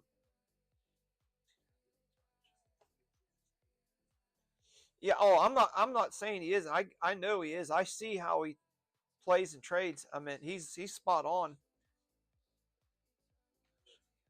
I think he knows what he's doing. He's got so much going on with trying to teach people in the charts. He ain't focused. He can't really focus on trading. And I know he's been doing it in the mornings and getting on when Bitcoin, he knows Bitcoin's going to have movement. But I guarantee if that dude just sat down for a week without doing no YouTubes and shit, he'd probably kill it. And I told TradeFly the same thing. TradeFly will call out some good trades, but he won't take them because we text a lot through the phone. Oh yeah, I know what you're saying, but me and TradeFly, we text a lot through the phone, and I asked him about that, and he was like, "Yeah, man," he goes, "There's so many plays that I call out that I didn't take," and he does trade the open. That's the best time, If you got money like him, you could put 10 grand, 10x on Bitcoin. That's $1 million worth of extra money like that, and all you need is a couple candles and you're out, and you can make thousands of dollars quick. And that's where I'm trying to get myself up to. I've got the 10 grand to do it, but I want to double that before I try it in case I lose it. So I'll get there. Um, but yeah, tray fly, and there's a lot of calls he calls out, but he doesn't take it because I think he's still kind of scared to take them. And it's like, dude, you just got to take them and just set your, he knows to set a stop loss, and I'm not saying he doesn't know how. It's just for some reason he won't pull the trigger on his own place, and he'll be like, man, I should have took that. Oh, I should have took that. It's like, just do it. I mean, your TA is spot on. You're giving great fees. You just got to do it. And I don't know if just because he's online with people, he doesn't want to get in a trade and it dumps or fails. But who cares? That's transparency. People like to see that, man. Can't be a winner all the time. Oh, I know. I work 9 to 6 or 7, and then that's prime time for trading. And then I get on at night, and I make some money at nights, but it's not like, instead of making 20, 30 trades a day during the daytime, I can only make 4 or 5 at nights. But I'm still making money, just not like I want. But I think once I get this double my 10, which I'm close, then I can start trading $10,000 10x and start cranking out. If I did 10,000 10x or 20x on this little bump, dude, I could have made a couple $100 real quick or more. So I don't know the math on it, but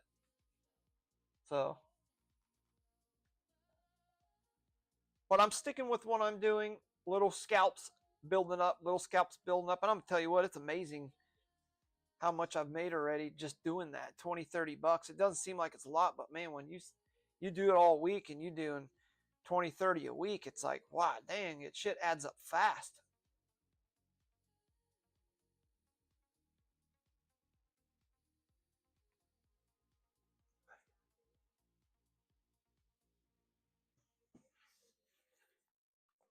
Yeah, I tried teaching my son, and he's so impatient.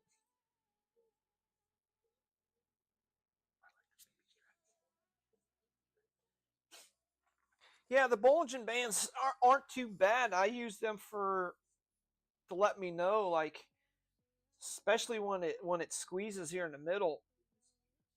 Usually when you see a squeeze like that, you get a nice little lift off.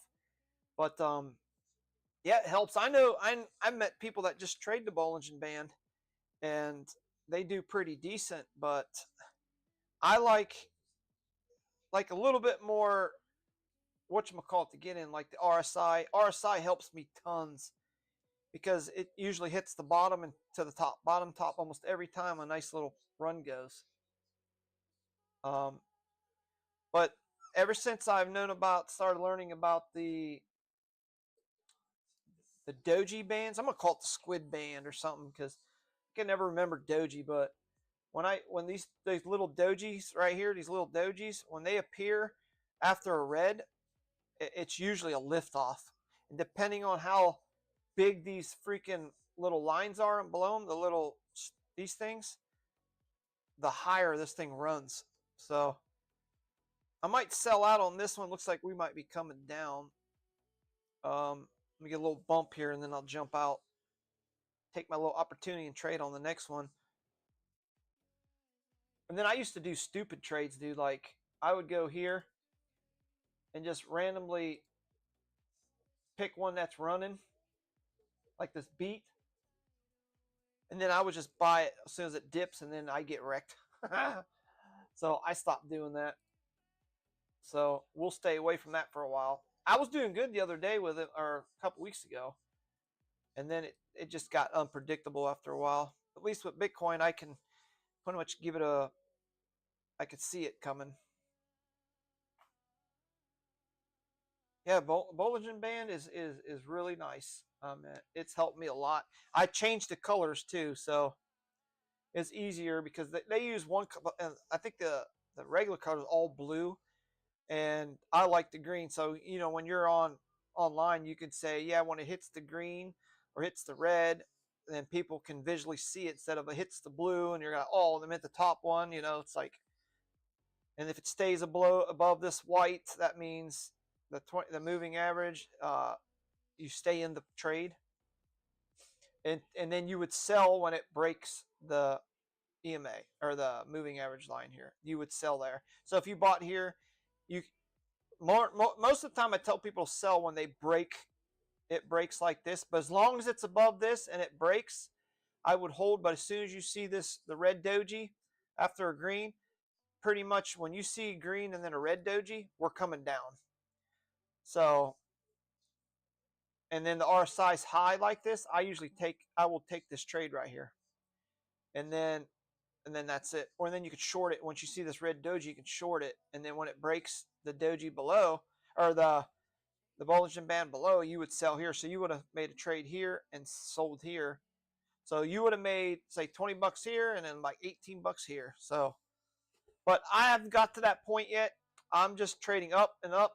But for me to reverse and go down, I've done it a few times, but I want to learn to where I can trade up and trade down, trade up, trade down.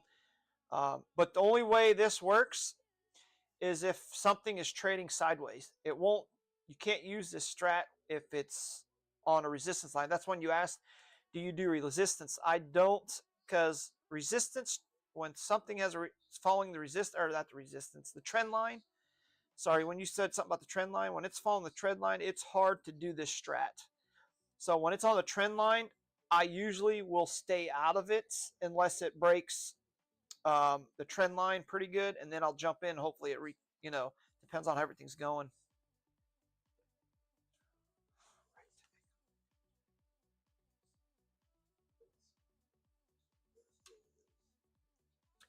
Honestly, dude, with that money you've got, I would stick with just Bitcoin, because the liquidity for Bitcoin, especially with 50x, I don't care what you're trading, $100 to $1,000, it's so far down that Bitcoin would have to do a massive dump like this. Like I bought in up here, right? My liquidation was way down here. It still didn't tap me out. It would have had to do this twice for it to wreck me. So that's why I do it. But I'm gonna tell you what though, if it goes up, it's unreal how much money gets added onto your account just by doing that. So I would scalp Bitcoin, honestly, because it runs slow enough to where you can get in and out. Those low cap ones, dude, they run so fast that you might get stuck real quick. Well, at least this, you start seeing this downtrend, you can get out. But if it was a low cap, dude, this right here could have been in freaking 5 seconds. That's how quick they run. But you make big money, you can make bigger money doing that. But I've noticed the higher price the token or the crypto you play, with the higher leverage, you make more money. And I've noticed that with Bitcoin. That's probably why everybody trades Bitcoin, because it's a lot safer when you're using leverage. And everybody's like, oh my God, 50x is a lot. It really isn't. Because if I put 50x on 90,000, your liquidity would be like 87,000 something, or 88,900 something around there. And Bitcoin to drop 3,000 points, or $3,000, it's possible, but it's going to take a while to get there. And that gives you plenty of time to like, all right, dude, this thing's heading down. I'm down, 50 bucks. I'm out. And you're out. Versus the low cap, you can be like, all right, when I'm down 20, next thing you know, you're down 100 like in 2 seconds. You're like, what the fuck? And then you're stuck. So I recommend, since you're trading like this, I would stick with this, man. Yeah, I used to do that, and you get wrecked real quick. So stick with slow movers like Bitcoin, and figure out what strat you like. If you want to learn this one, I'll teach you, and give it a whirl, give it a try, and see if it works for you. And if one of your strats are working, stick with this. So if you got $1,000, do $50, 50x, and from, if you would have bought here and up here, you would have been up 12 bucks right here with 50 bucks, 50x, just right this little pump, right? But you got to look at your fees too, how much the fees they take out of you too. So something like this would have been, if you would have done 50 bucks or 50x on this little pump right here, just this little one here, you could have been up 30% or 25 to 30% of your money real quick right here, and you'd have been out. Boom. And that's what I'm trying to teach you. So I think if you can get in and out and stick to a game plan, like say, all right, if I'm going to risk 50 bucks, 50x, I want to make at least $20 a trade. And as soon as you hit your 20, well, you got to factor in too. Make sure you add in this price. If you're using this, make sure you add in your fees on top of what you're already up. So let's say your fees are $6, you're up 10 bucks. So you're subtract 6 off of that. So you're up $4. So once you're like, if you want to make $20, you have to be $26. So when you sell, you'll get your $20. So, and then so it doesn't matter if this thing keeps running. You as soon as you make your 20, you're out. And just consistently do that. And when you can do that for a couple days to a week where you're consistently making 20, then you can bump it up to $60 and then bump up your thing to $25 or $30, and you keep doing that. And then once you get to a point where you're starting to lose a little bit, back up a little bit and back your money down and keep doing that. And you just build up like that. Because when you do that, it trains your brain to get in and get out. Because a lot of people, their emotions kick in. They start FOMO, they start chasing. They start saying, all right, I'm going to get 20. And then all of a sudden it's 20. Like, oh, when it hits 25, I'm going to sell. Then it hits 25. And they're like, well, maybe 28, 30 bucks. Oh, I'll get out. And then all of a sudden they're down to 15. And they're like, well, I'm going to wait till it goes back up to 25. Then I'm definitely selling. Then they're negative. You see I'm getting at? And doing it this way, it's going to teach you. And it's taught me. So now I'm up to $300 trades, 40 to 50 bucks, I'm out. Like right now, I'm up $43. I should get out, which I'm going to get out once here in a minute, around 90,350, which I think it'll hit that. So now the Bollinger Bands are, if you notice, are aiming up, RSI's down. So it's going to retest this little 40, and I think it's going to curve back up, and it's going to keep going. So once I hit about 50 bucks, which is about 16% of my money, I'm out. So, and then I'm waiting for a dip. So I'm going to look for another dip like this and get back in, and hopefully I can keep bouncing like that. So yeah, that's where I'm getting at. So if I shrink this, what I was saying earlier, go off the top of this and go off the bottom of this one. I don't take this dump because this dump was bull crap. So this is what you want to trade in, this little red box. So when it hits this bottom, goes up, you sell, and you can take a short. And if this hits the bottom, you take a sell, or it breaks the Bollinger Band, you could sell. From here to here would have been good. So this right here would be a no trade because it's in the middle of the box. So when this goes, if this hits this Bitcoin right here, this Bitcoin price, son of a biscuit. Let me do this again. So if it hits the top of this, you could, as long as the Bollinger Bands keep going up and the RSI is low, you can hold that trade. Now, if it gets up to here and the RSI is really high and the Bollinger Bands are starting to curve, you could take a short, and then you take that short to either the middle of this box, and if the Bollinger Bands are aiming down and the RSI is still high, you hold until it hits the bottom of that box. So to get this box, you take the high of the time and the low. But if you get a big dip like that, don't go off the bottom of that. Go off the next dip, which is the next big dip, from there to there, and you trade inside that box. And that's how I first learned.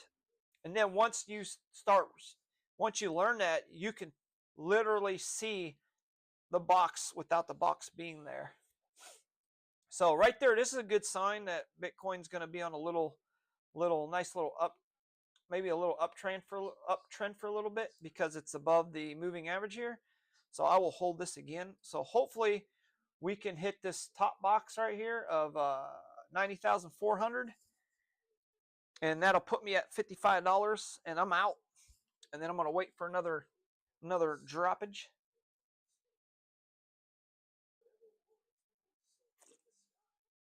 So yeah, maybe try that, B team. Take $100 if you have that, and do a 50x and try one of your techniques, or I can show you how to do this one.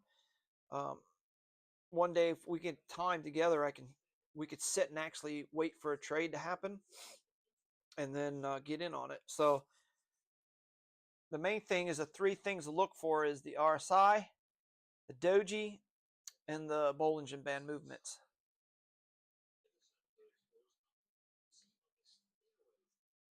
The Bollinger Band indicator? What are you talking about?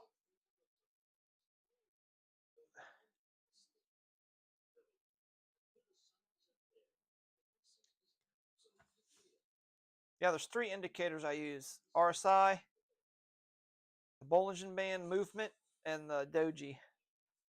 Well, 4 technically for the hold would be the last one. Would be the 4. This moving average in the middle.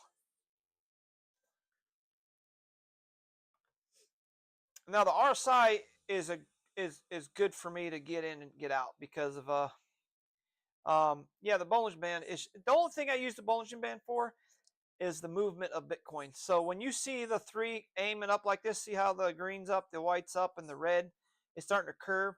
So what we want to do, what we want to see is this to continue up, and then this to go like this and continue up. And then the RSI does one, and then the RSI does one of these things. And then we're going to be it'll just keep going. And as long as this stays above, yeah, it'd be great. And if the price stays above this white line, just hold your play. Don't sell it. If you see it break the Bollinger Band, you're like, and I told you to sell, that's fine. You could sell it to get your profit, but as long as it stays above this white line, hold that trade, because what'll happen is it'll do one of these things. It will sometimes it'll go up like this. It'll come down, almost hit the white line, and then go back up like that. And then you can sell at this level, so you can make additional more money. So so that's another indicator to hold long. But if you're, like I said, you're new and you're just trying to flip, you would have sold right here in this level. But then, and then a lot of people are like, well, if I would have held it, I would have made money up here. But we don't know. We don't know the outcome of this. We can't predict the future. That's why I keep telling people, you don't know this is going to do this. But the Bollinger Band helps, the RSI helps. But yeah. So the first thing, if I was new at this, trying to learn, I would map out my top resistance here, and then I would mark my support at the bottom. And there's a box that you can use that will stay there permanently. I just don't remember which one it is. It's not the ruler box. I forget which one it is. Is it this one? No. I forget which one it is, but you could draw a box around it. Like that red box is pretty cool to do. And that'll keep you in the square box to trade in. So if it hits the bottom of the box, it's the top, but then you got to use the RSIs and stuff. So yeah, the template would be sweet, because look, it'd be pretty good. But I'm telling you, once you figure this, what I'm doing out, it's freaking crazy at how it works. It just, the only thing you see it working is up to you to get in and get out. And that's where a lot of people's problems are, is the reason why is they don't know when to get in, when to get out, and then when they do get in, they don't know when to get out, or they hold too long. And that's what I'm saying. If you can do these simple little flips and keep it consistent, like stick with $20-$25 trades, and don't care if it goes any higher, you'll literally train your brain to sell and buy, sell and buy, sell and buy. and I think once you get that down, it doesn't matter how much you put on these. You could put $1 million trade and you're still going to take that trade. You're not going to like, oh my God, I want to squeeze out another 5 out of it. I'm going to hold till it hits 30. You won't think like that no more. As soon as you start thinking like that, that's when you start losing money. And when you start thinking that, oh, Bitcoin's going to rise, Bitcoin's going to go up, you're going to lose money. That's why I told people, and when people ask me, you don't do this, that's like, no, I'm looking for the price movement. Everybody's looking for, the TA and the Fibonacci and all that. That's a good thing to show, but it's not going to execute the play. You ain't going to make money. I don't care how much shit you put on there. It's up to you to execute the play and get out. And a lot of people can do all the chart and graphing, but they cannot make a trade because either one, they're unsure about it because they're not sure how it goes, because they're putting their emotions into it, and you can't do that. You have to treat it like a video game, a robot. Like, I don't look at it as money. I look at it as points. Like, I made 20 points today. I made 50 points today. And as soon as you start thinking you're going to make more than what you have, you're pretty much going to lose your money. And don't listen to nobody. Bitcoin or crypto is not a team effort. I don't know. A lot of people think that it isn't. It's a team effort, as in getting into Discord, meet friends, getting together. But in the long run, it's up to you to make the trades, not them. They can tell you all they want. Oh yeah, Bitcoin's going to go up, and then you go ahead and buy, and then it freaking tanks on you, and then you want to get mad at them. It's like, no, they don't know. No one knows what Bitcoin's doing. The charts just give you an idea of the direction, maybe possibly, but I've seen a lot of these guys say, oh, it's going to do this, and it don't do it. But then instead of them saying, oh yeah, I thought it was, they want to come up like, yeah, it's because of this. They come up with excuses, and I hate that. It's like, you just gotta. So I don't care about what Bitcoin does. I don't give a shit if it's a stable coin or not stable coin, if it's used for this, used for that. My ass wants the price movements, these little movements. I don't care about the news. I don't care about the TA. I just want the movements.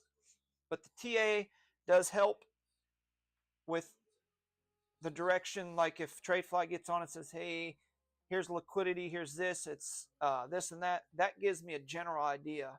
So then I can base my thing like, all right, I think this week I'm going to long, since he's saying it, Alex O's saying it. So more than one person saying Bitcoin's going to rise. I don't take it 100%. I just, okay, I'll focus more attention towards my opening my long positions. If they're not sure, then I'll do whatever I want. But I've gotten to a point where I don't like listening to TAs no more. I just want the price movement. That's it. And you want to look for ones that are trading sideways like this. That's where you make your money, because you want that. You want the up and down, up and down. You don't want the trend line move, because once that thing starts a trend line, it is so hard to jump in, because a lot of times when it's already on a trend line and you jump in, and then all of a sudden starts to dump. That's why trend lines are so hard to trade. Some people say it's easy. If you can get into trend line before it becomes a trend line or halfway up, you're good. But you don't know how long that trend's going to go. So then you jump in, and then you realize, oh, I thought the trend line's going to keep going, and the son of a bitch goes down, and you're screwed. So with this option, as long as it's trending up or down or sideways and down, you're going to make some plays. So, and that's what I look at. So, and I think if you learn this, B team, I think you'll do really well with this. You just got to keep yourself to just keep yourself to buying or selling. If you know how to get in, and the hardest part's selling. It's a crazy mental game trying to sell. Like, I should have sold this thing like 9 times, but talking to you and then everything else, I don't care to. So I'm still up, 15% or 14% of my money. So I'm happy with it.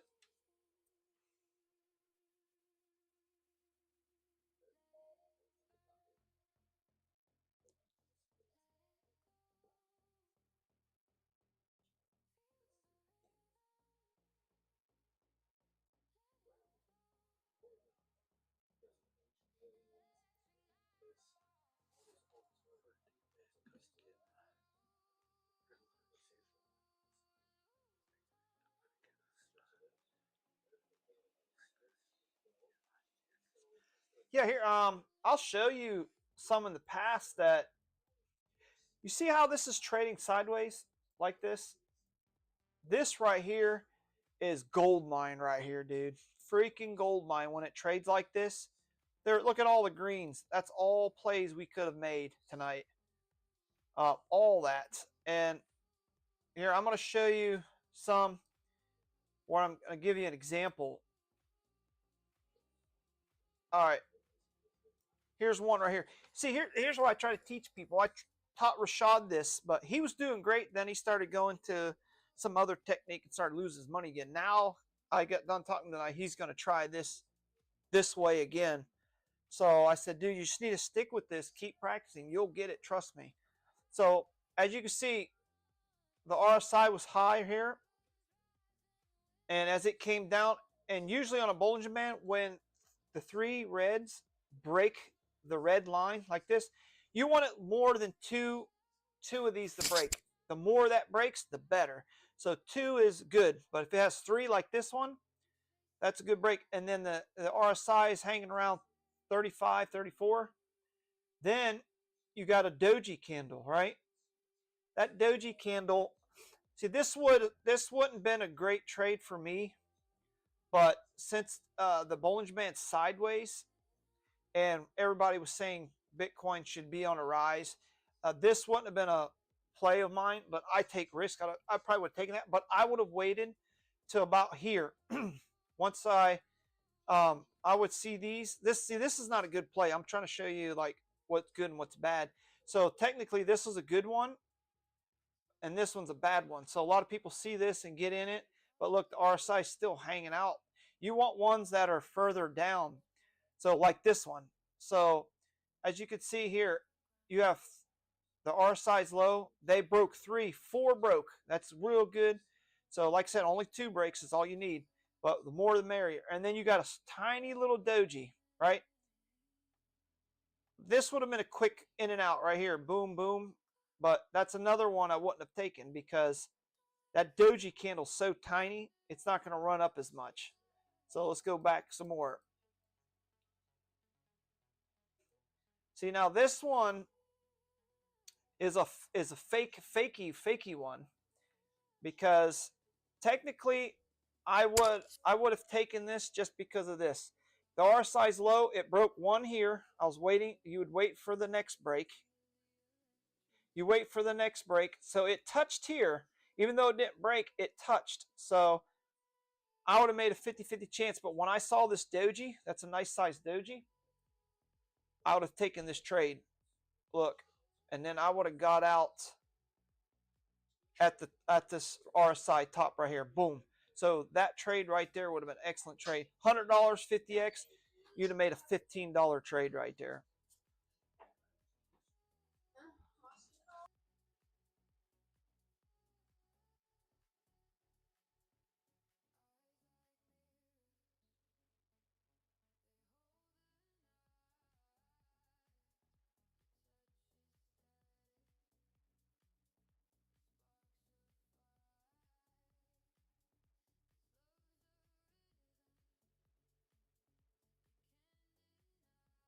All right, the next one, let me show you another one. Let me see if I can find a good one. Oh, right here's a good one. Right here's a good one. Do you need more money? Oh. All right, here's a good one for you, B team. Check this one out. All right, let me shrink this so it's a lot better. All right, RSI is low 20, which is this is perfect. You have 1, 2, 3, 4 breaks. Right? Look at this doji right here. Look at this wonderful. You got 1, 2, 3, 4 breaks. Nice doji right here. That's excellent doji. At the Bollinger Band, or the RSI is low.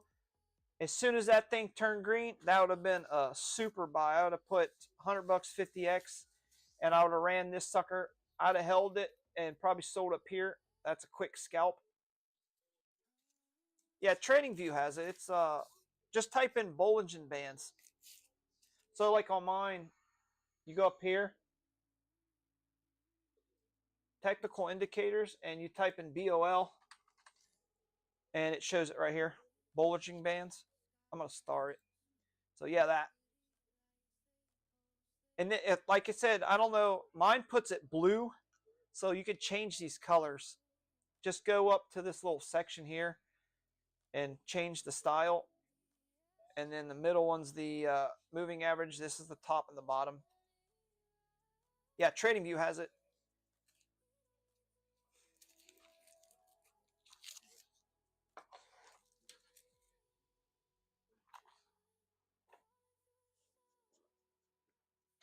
It's just pop, retard. Him, he was all. Sorry, that's my dog. Now here's another one. Let me show you this one. This one would have been a real good play. Check this out. RSI low. 2 reds, 3 reds touched. 1 broke, 1 almost broke. Sorry, that's my dog in the background. And then look, this doji candle. Boom. Doji candle, and look at this bad boy. Sold right here, top of the RSI. That is a $100 50x. That'd probably been a $40 or $30-$40 play right there. That's perfect. Look at that. That's probably one of the nicest ones you can find. Tank.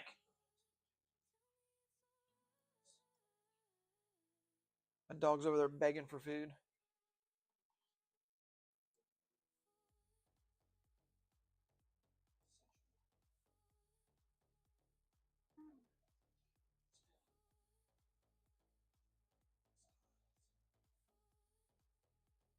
If you see a doji this big inside the doji candle and a bunch of reds, that's a downtrend doji. So we're going to be going down a little bit. You see that's an automatic downtrend. Anytime you see a big doji like candle inside the Bollinger Band, anytime you see that, it's a downtrend. Now if it was green, green or red doji, it's going down, especially inside of a bunch of reds like this. So, and the RSI set at 14-day. So,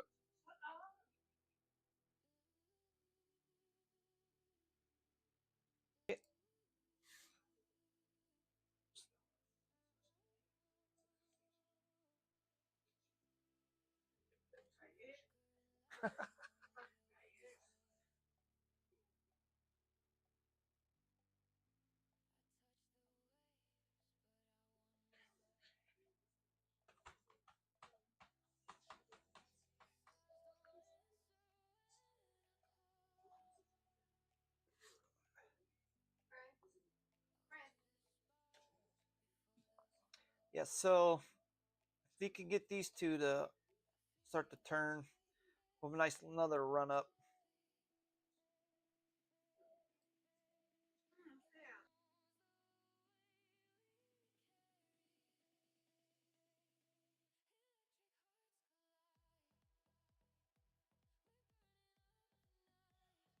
Yeah, and if you want to just pick something like Bitcoin, Ethereum, and just go back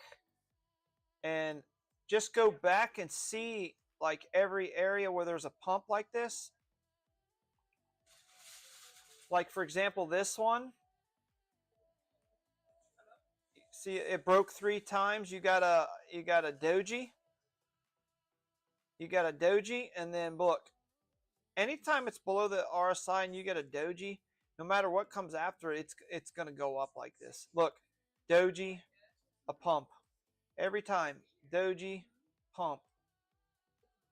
This is a big doji, but nice doji. But the problem is, it was inside the Bollinger Band. If this was below the Bollinger Band or near on the bottom, and this RSI was lower, it'd have been nuts. Yeah, just go back and look, B team. See, look here. There's another one. It's another good one right here. Look, all the reds broke. Doji candle, boom. Then you would have held past this SMA, this moving average, and sold at the top of this. So it'd been a good trade right there. Trading for Christmas.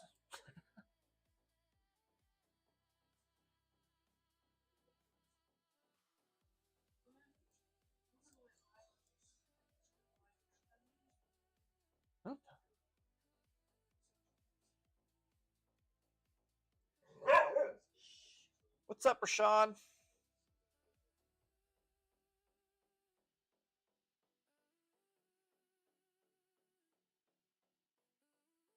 Fuck.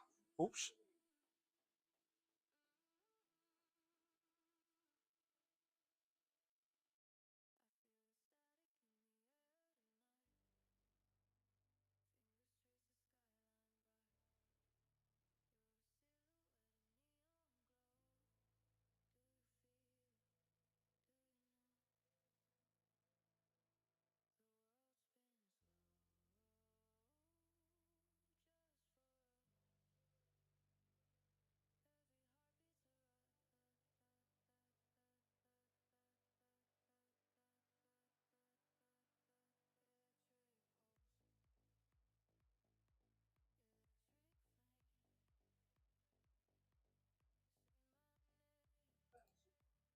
He's been surviving.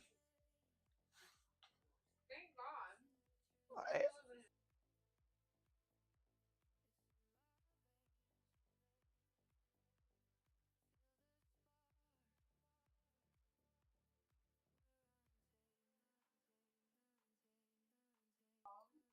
I see my dog. Yeah, I can find my dog. Oh, leave me alone.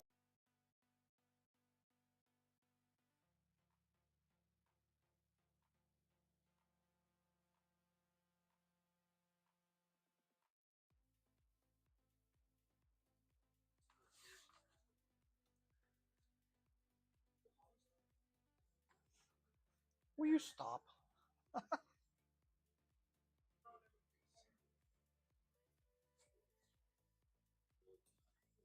How's work?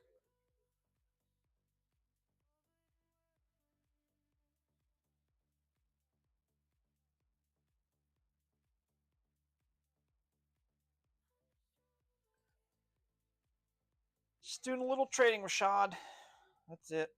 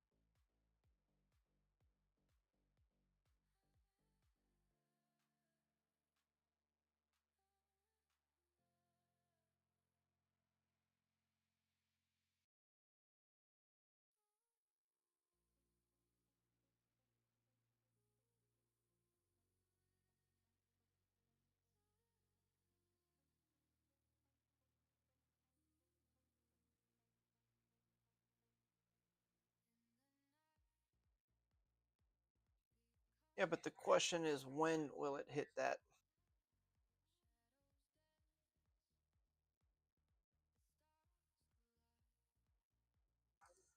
Altcoins will not run until Bitcoin is too expensive to buy, and then the altcoins will run.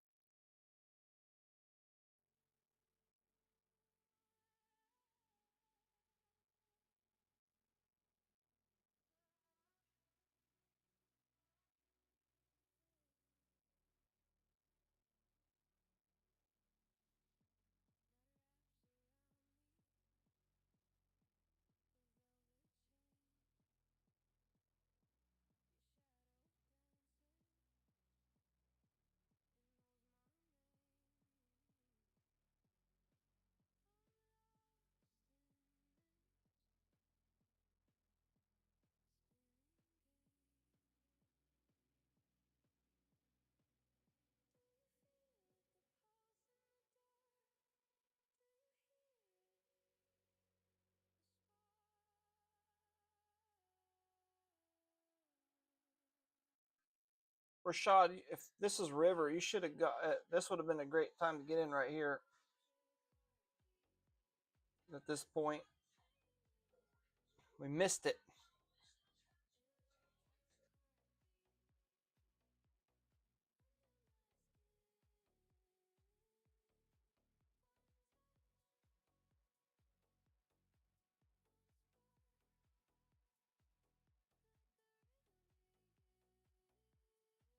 We're gonna have to wait for.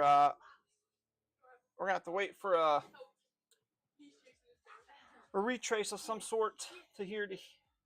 So we should have got in down here. Yeah, right in this area. But right now it's too high for me. No, I just wasn't saying anything.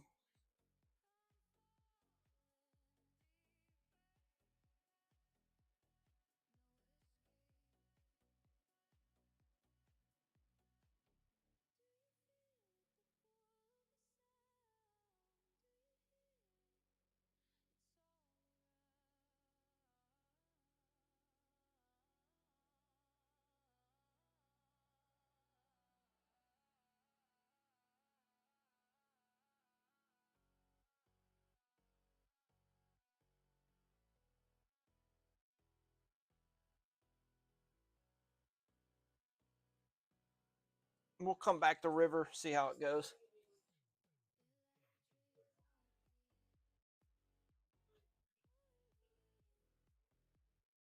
Man, YouTube's being buggy tonight.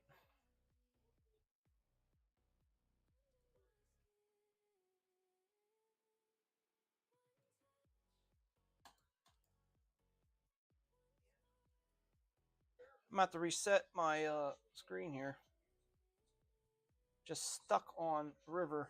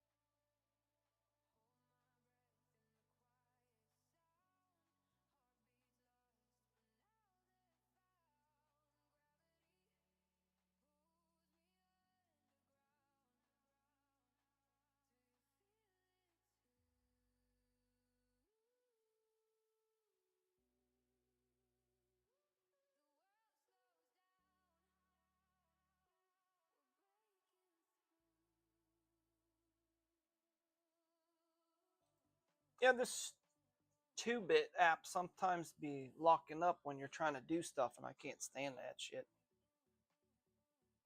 It like gets stuck on a token and won't come off.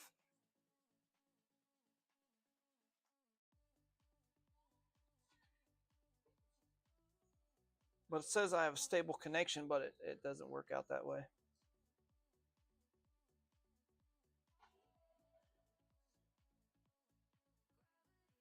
And Rashad, I'm in this trade right now. I'm up $38.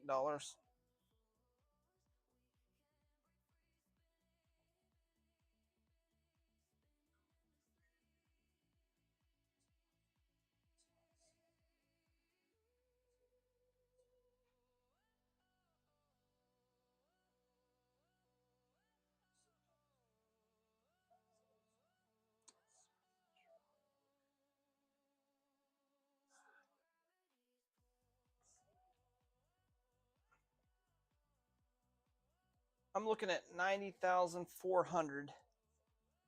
Actually, I'll put it there now.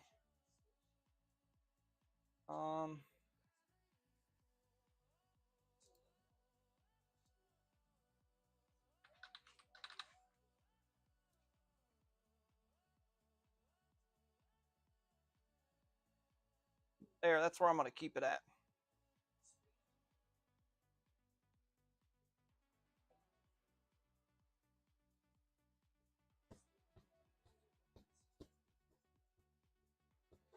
If it don't hit it here soon, I'll sell for what I got. I'm up like $40, so at least I'll get that tonight.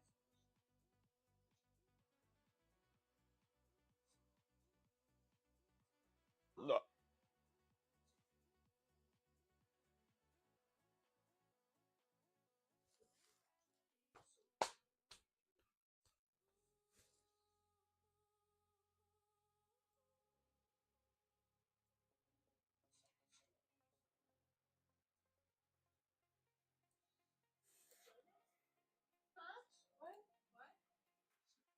Huh? What? What?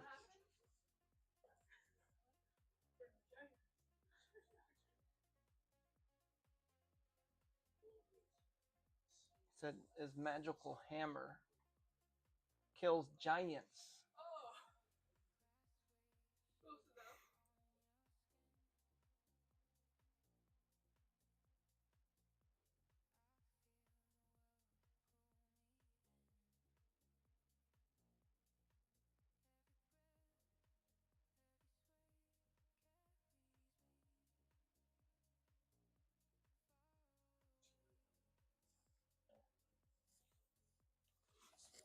Yeah, Rashad, I'm gonna teach people how to trade the Bitcoin with 50x leverage, scalping.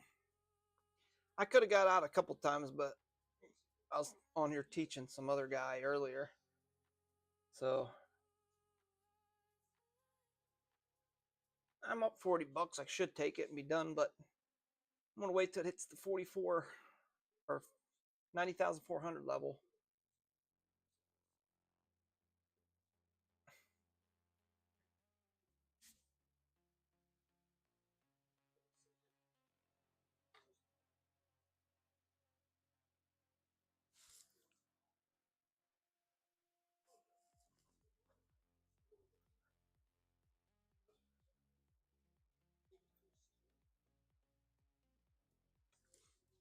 But we'll see. Hopefully hits that level. I'll take a look at river again. I'm afraid to click out of this stupid thing.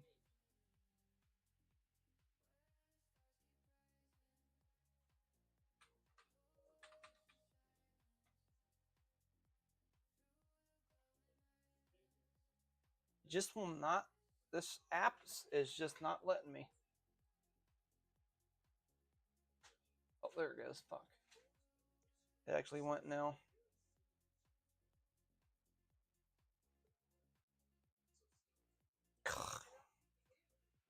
Oh, river is going up, but was not a good trade right now. Now, if the Bollinger Bands curve up like this, if we can get these to curve up like this,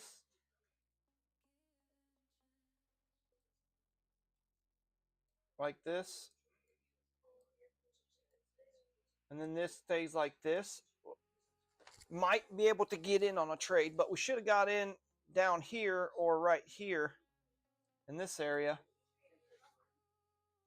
But it's a little trade, but you would have done something. But we missed the main trade, which was down here.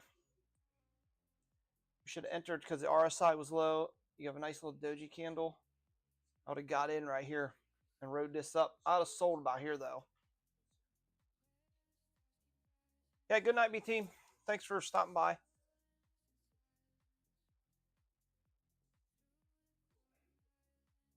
See you on the next one.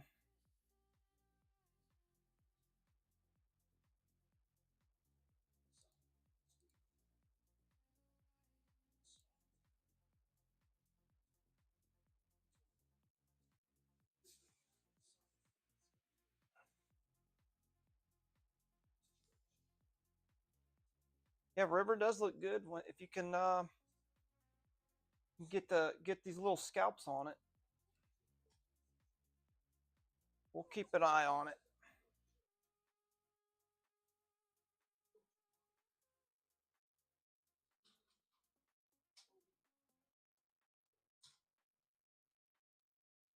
Dude, I gotta reset this app again. Might have to switch to a different app for the next time because this 2-bit, man, it gets locked up on. It locks up too much on tokens.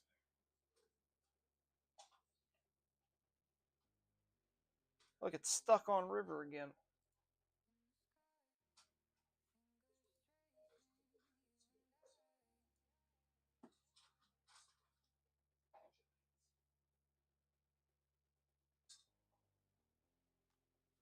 Yeah, I can't get it off.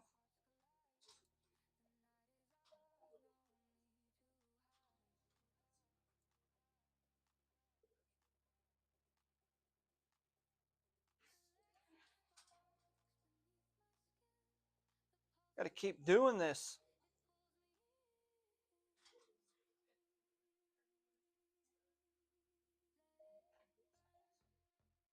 Well, here's my copies if you want to see it, Rashad.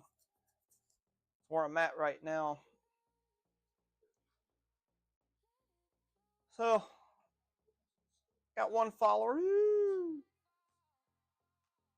But so far, not too shabby.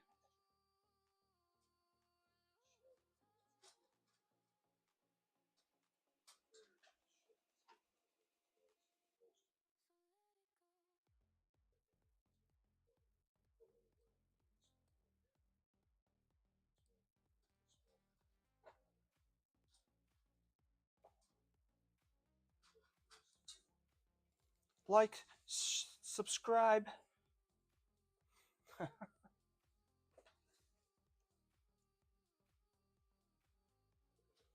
It's not too bad. It's still weak. I just started a couple days ago, so more and more scalps, the more and more it gets going. Everything's red tonight, man.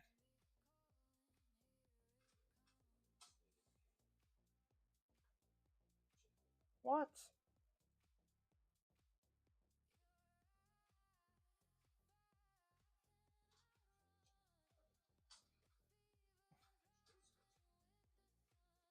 Well, it hits that 90,400. That'd be good.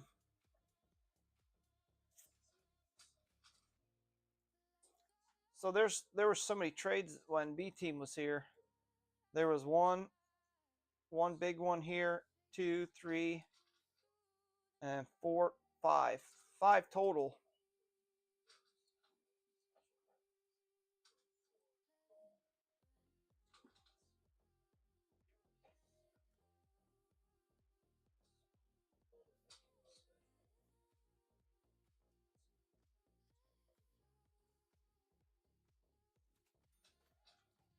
I took the trade.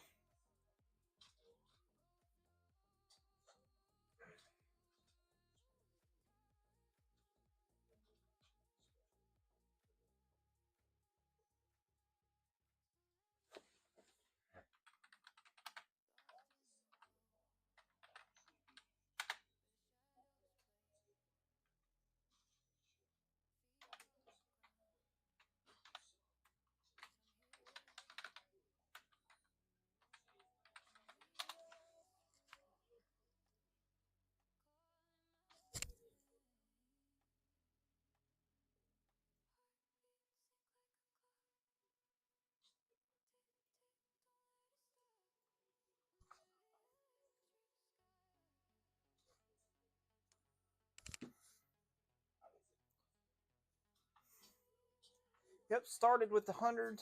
Well,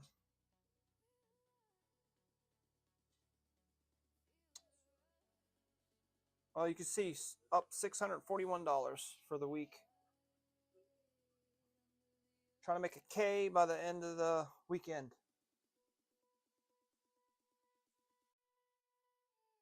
It's a win-win.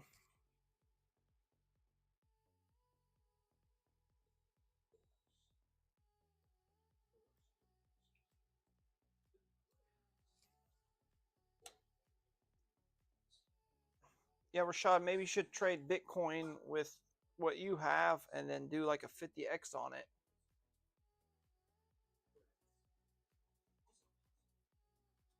But it's, so far you're doing good, so I'd keep up what you're doing.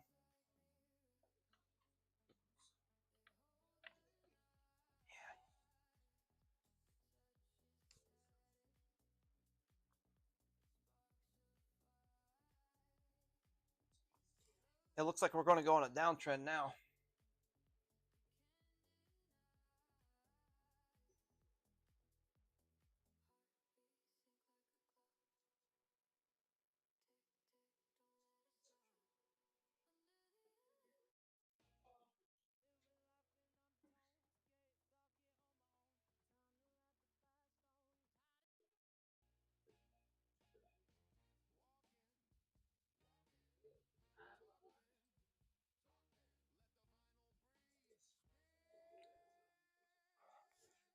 Now, if Bitcoin can get down to this level here, and the RSI is low, then it might get back in.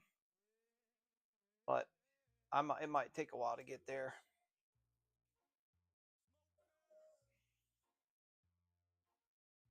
But we'll see.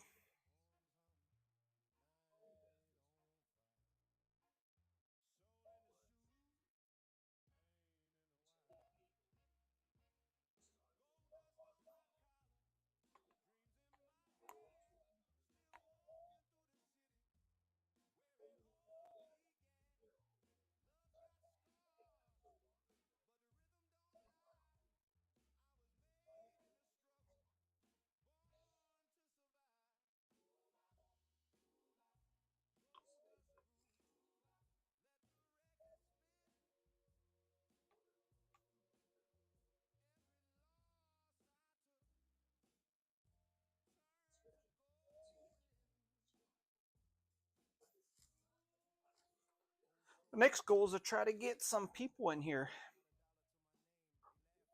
I think I got up to 6 people at one time tonight. Getting better. Oh, nice. Yeah, my stop loss hit twice yesterday on that stupid big dip we had back here. This one here got me.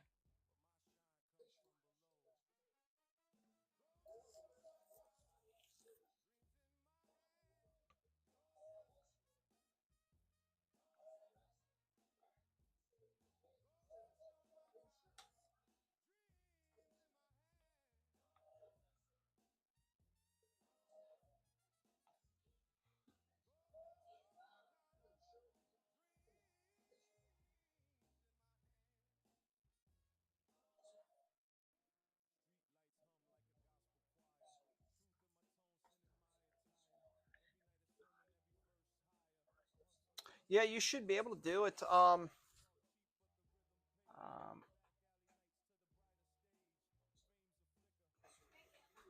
If you keep taking small scalps, um, get in and get out. Don't hold very long. As soon as you're up some money, get out. You also got to pay attention to this down. Oh, I don't have it now. To the fees too. Sometimes the fees might get you, but from what you're trading, the fees probably ain't that bad for you.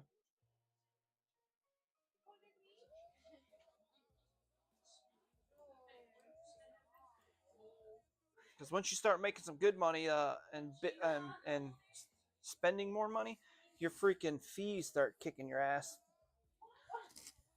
Like if I spend $100, my fees are about $3 a trade, so it's $3 in, $3 out. That's $6. I'm in the whole $6 right off the rip as soon as you buy.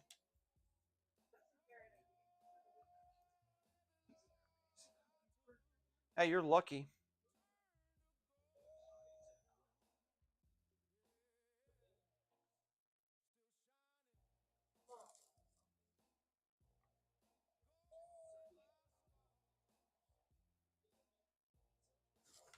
See, this would have been a good trade, but unfortunately the RSI is low. That would be dumb to get in. So we should have got it up here, but we missed it. But I'm not used to going down. I usually go up. So if I can learn to, eventually I'll learn to go down, but it sucks.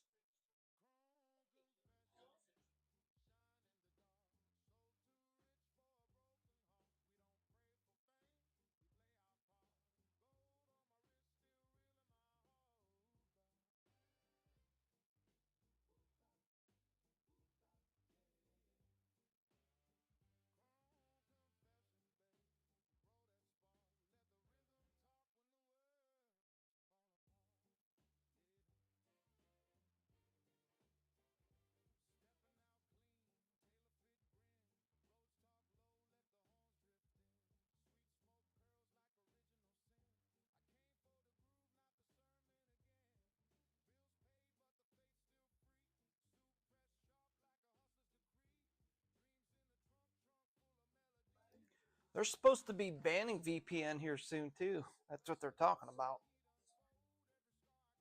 I don't know if they're going to be able to do it.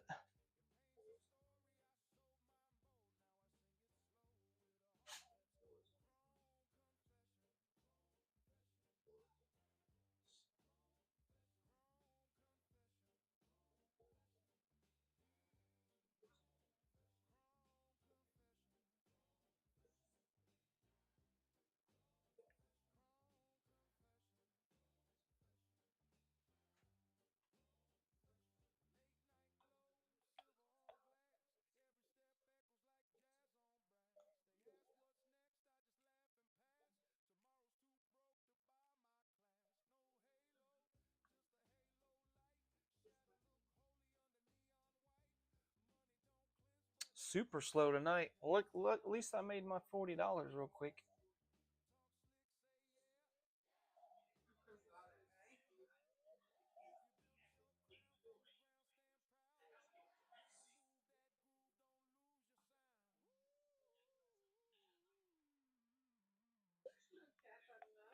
Let me see what the trading bot does. I haven't even tried that yet. Let me see what they have.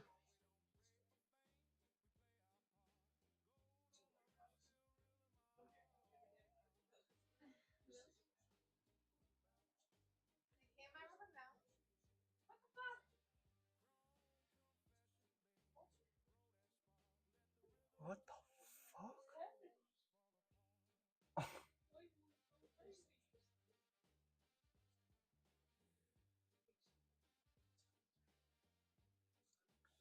What is this?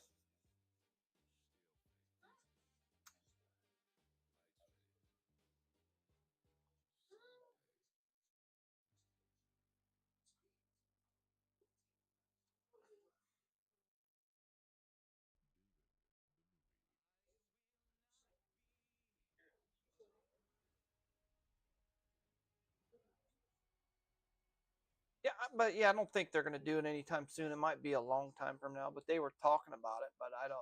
I doubt they can do it.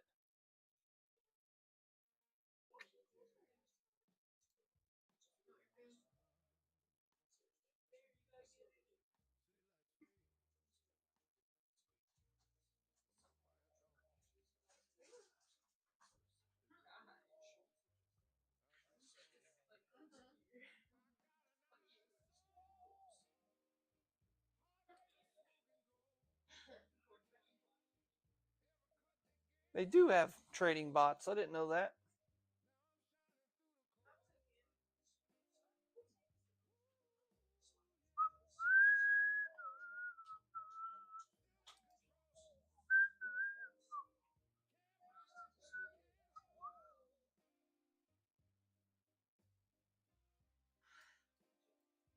I wonder.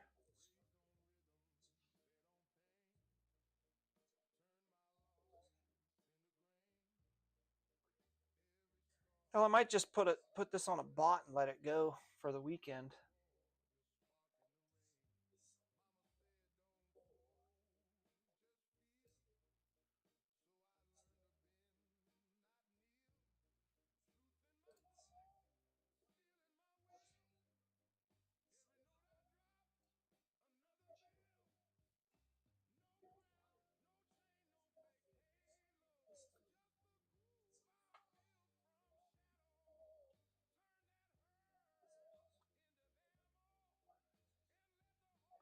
Yeah, yeah. You can't. You got to have at least $100 in that bad boy for it to do anything.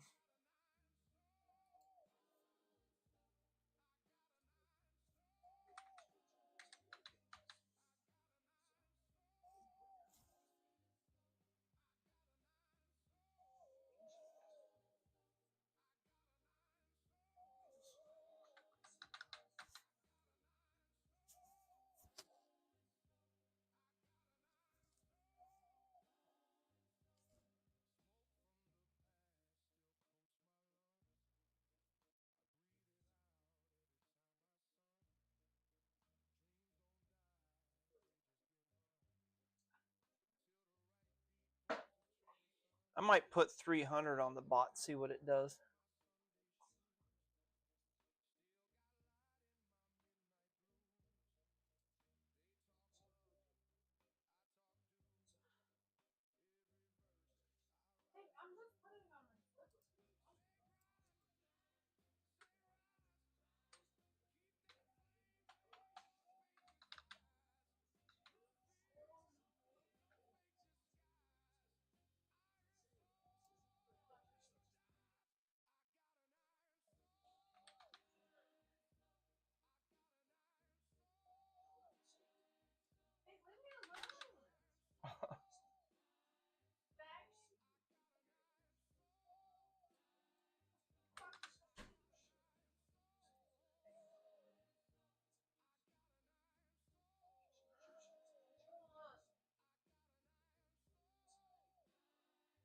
That's not even shit.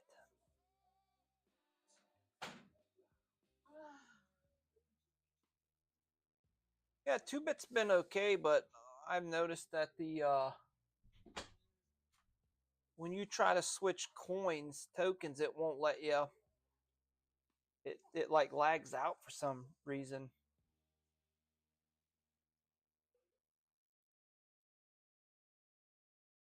So you got to reset your whole thing. I don't like that.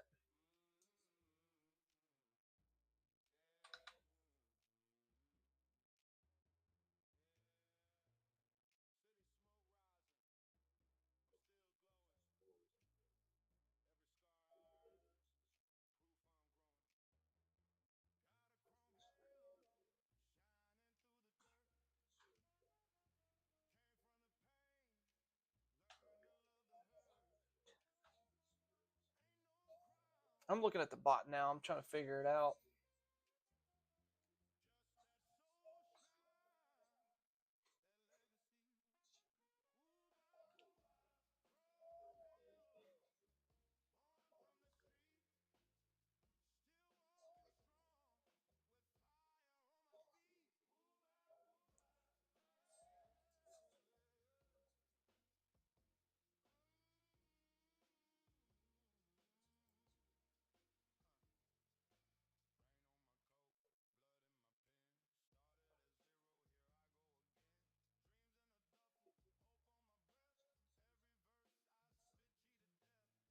Guess we'll see.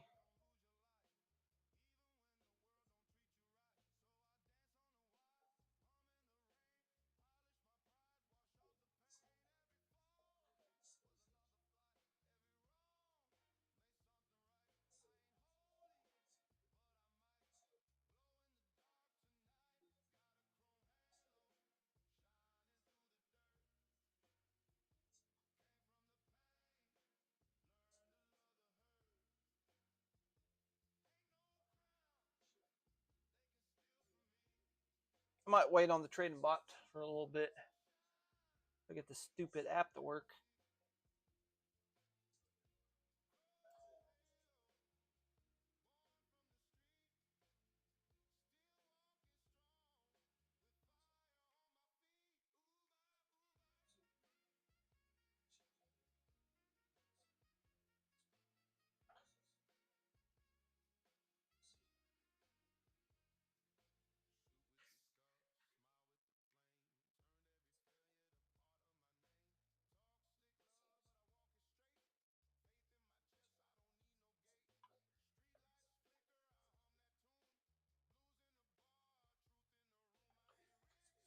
I have a feeling Bitcoin's gonna keep trending down.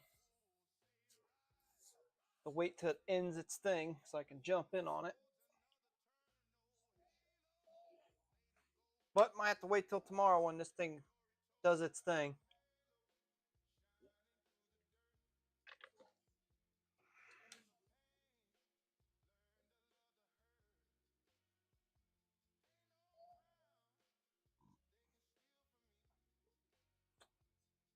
You gonna be on tomorrow?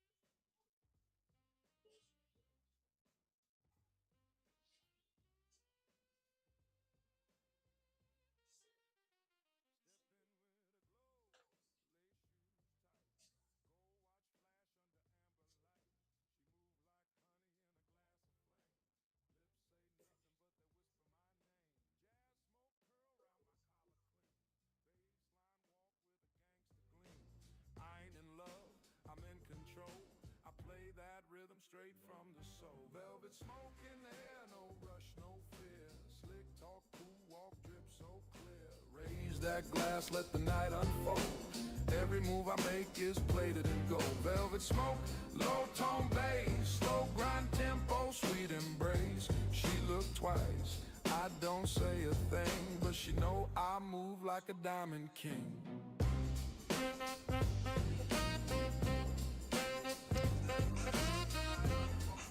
I didn't know the music was off.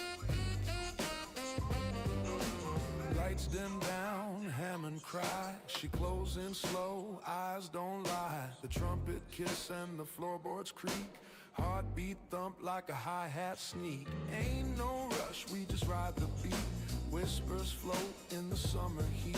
Every note I drop worth more than cash. 'Cause class don't fade, it just flies. Let the horns breathe, let the bass hum. Life's a show and I'm the one. Snap to the groove, sip that wine. Time don't move when the vibes is fine. Let the horns breathe, let the bass hum.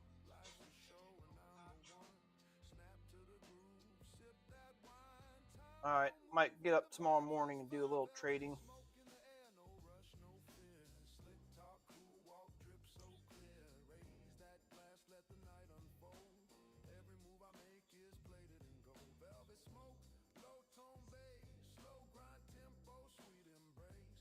She looked twice, I don't say All right, a might thing, get up but she tomorrow. know I move like a diamond king.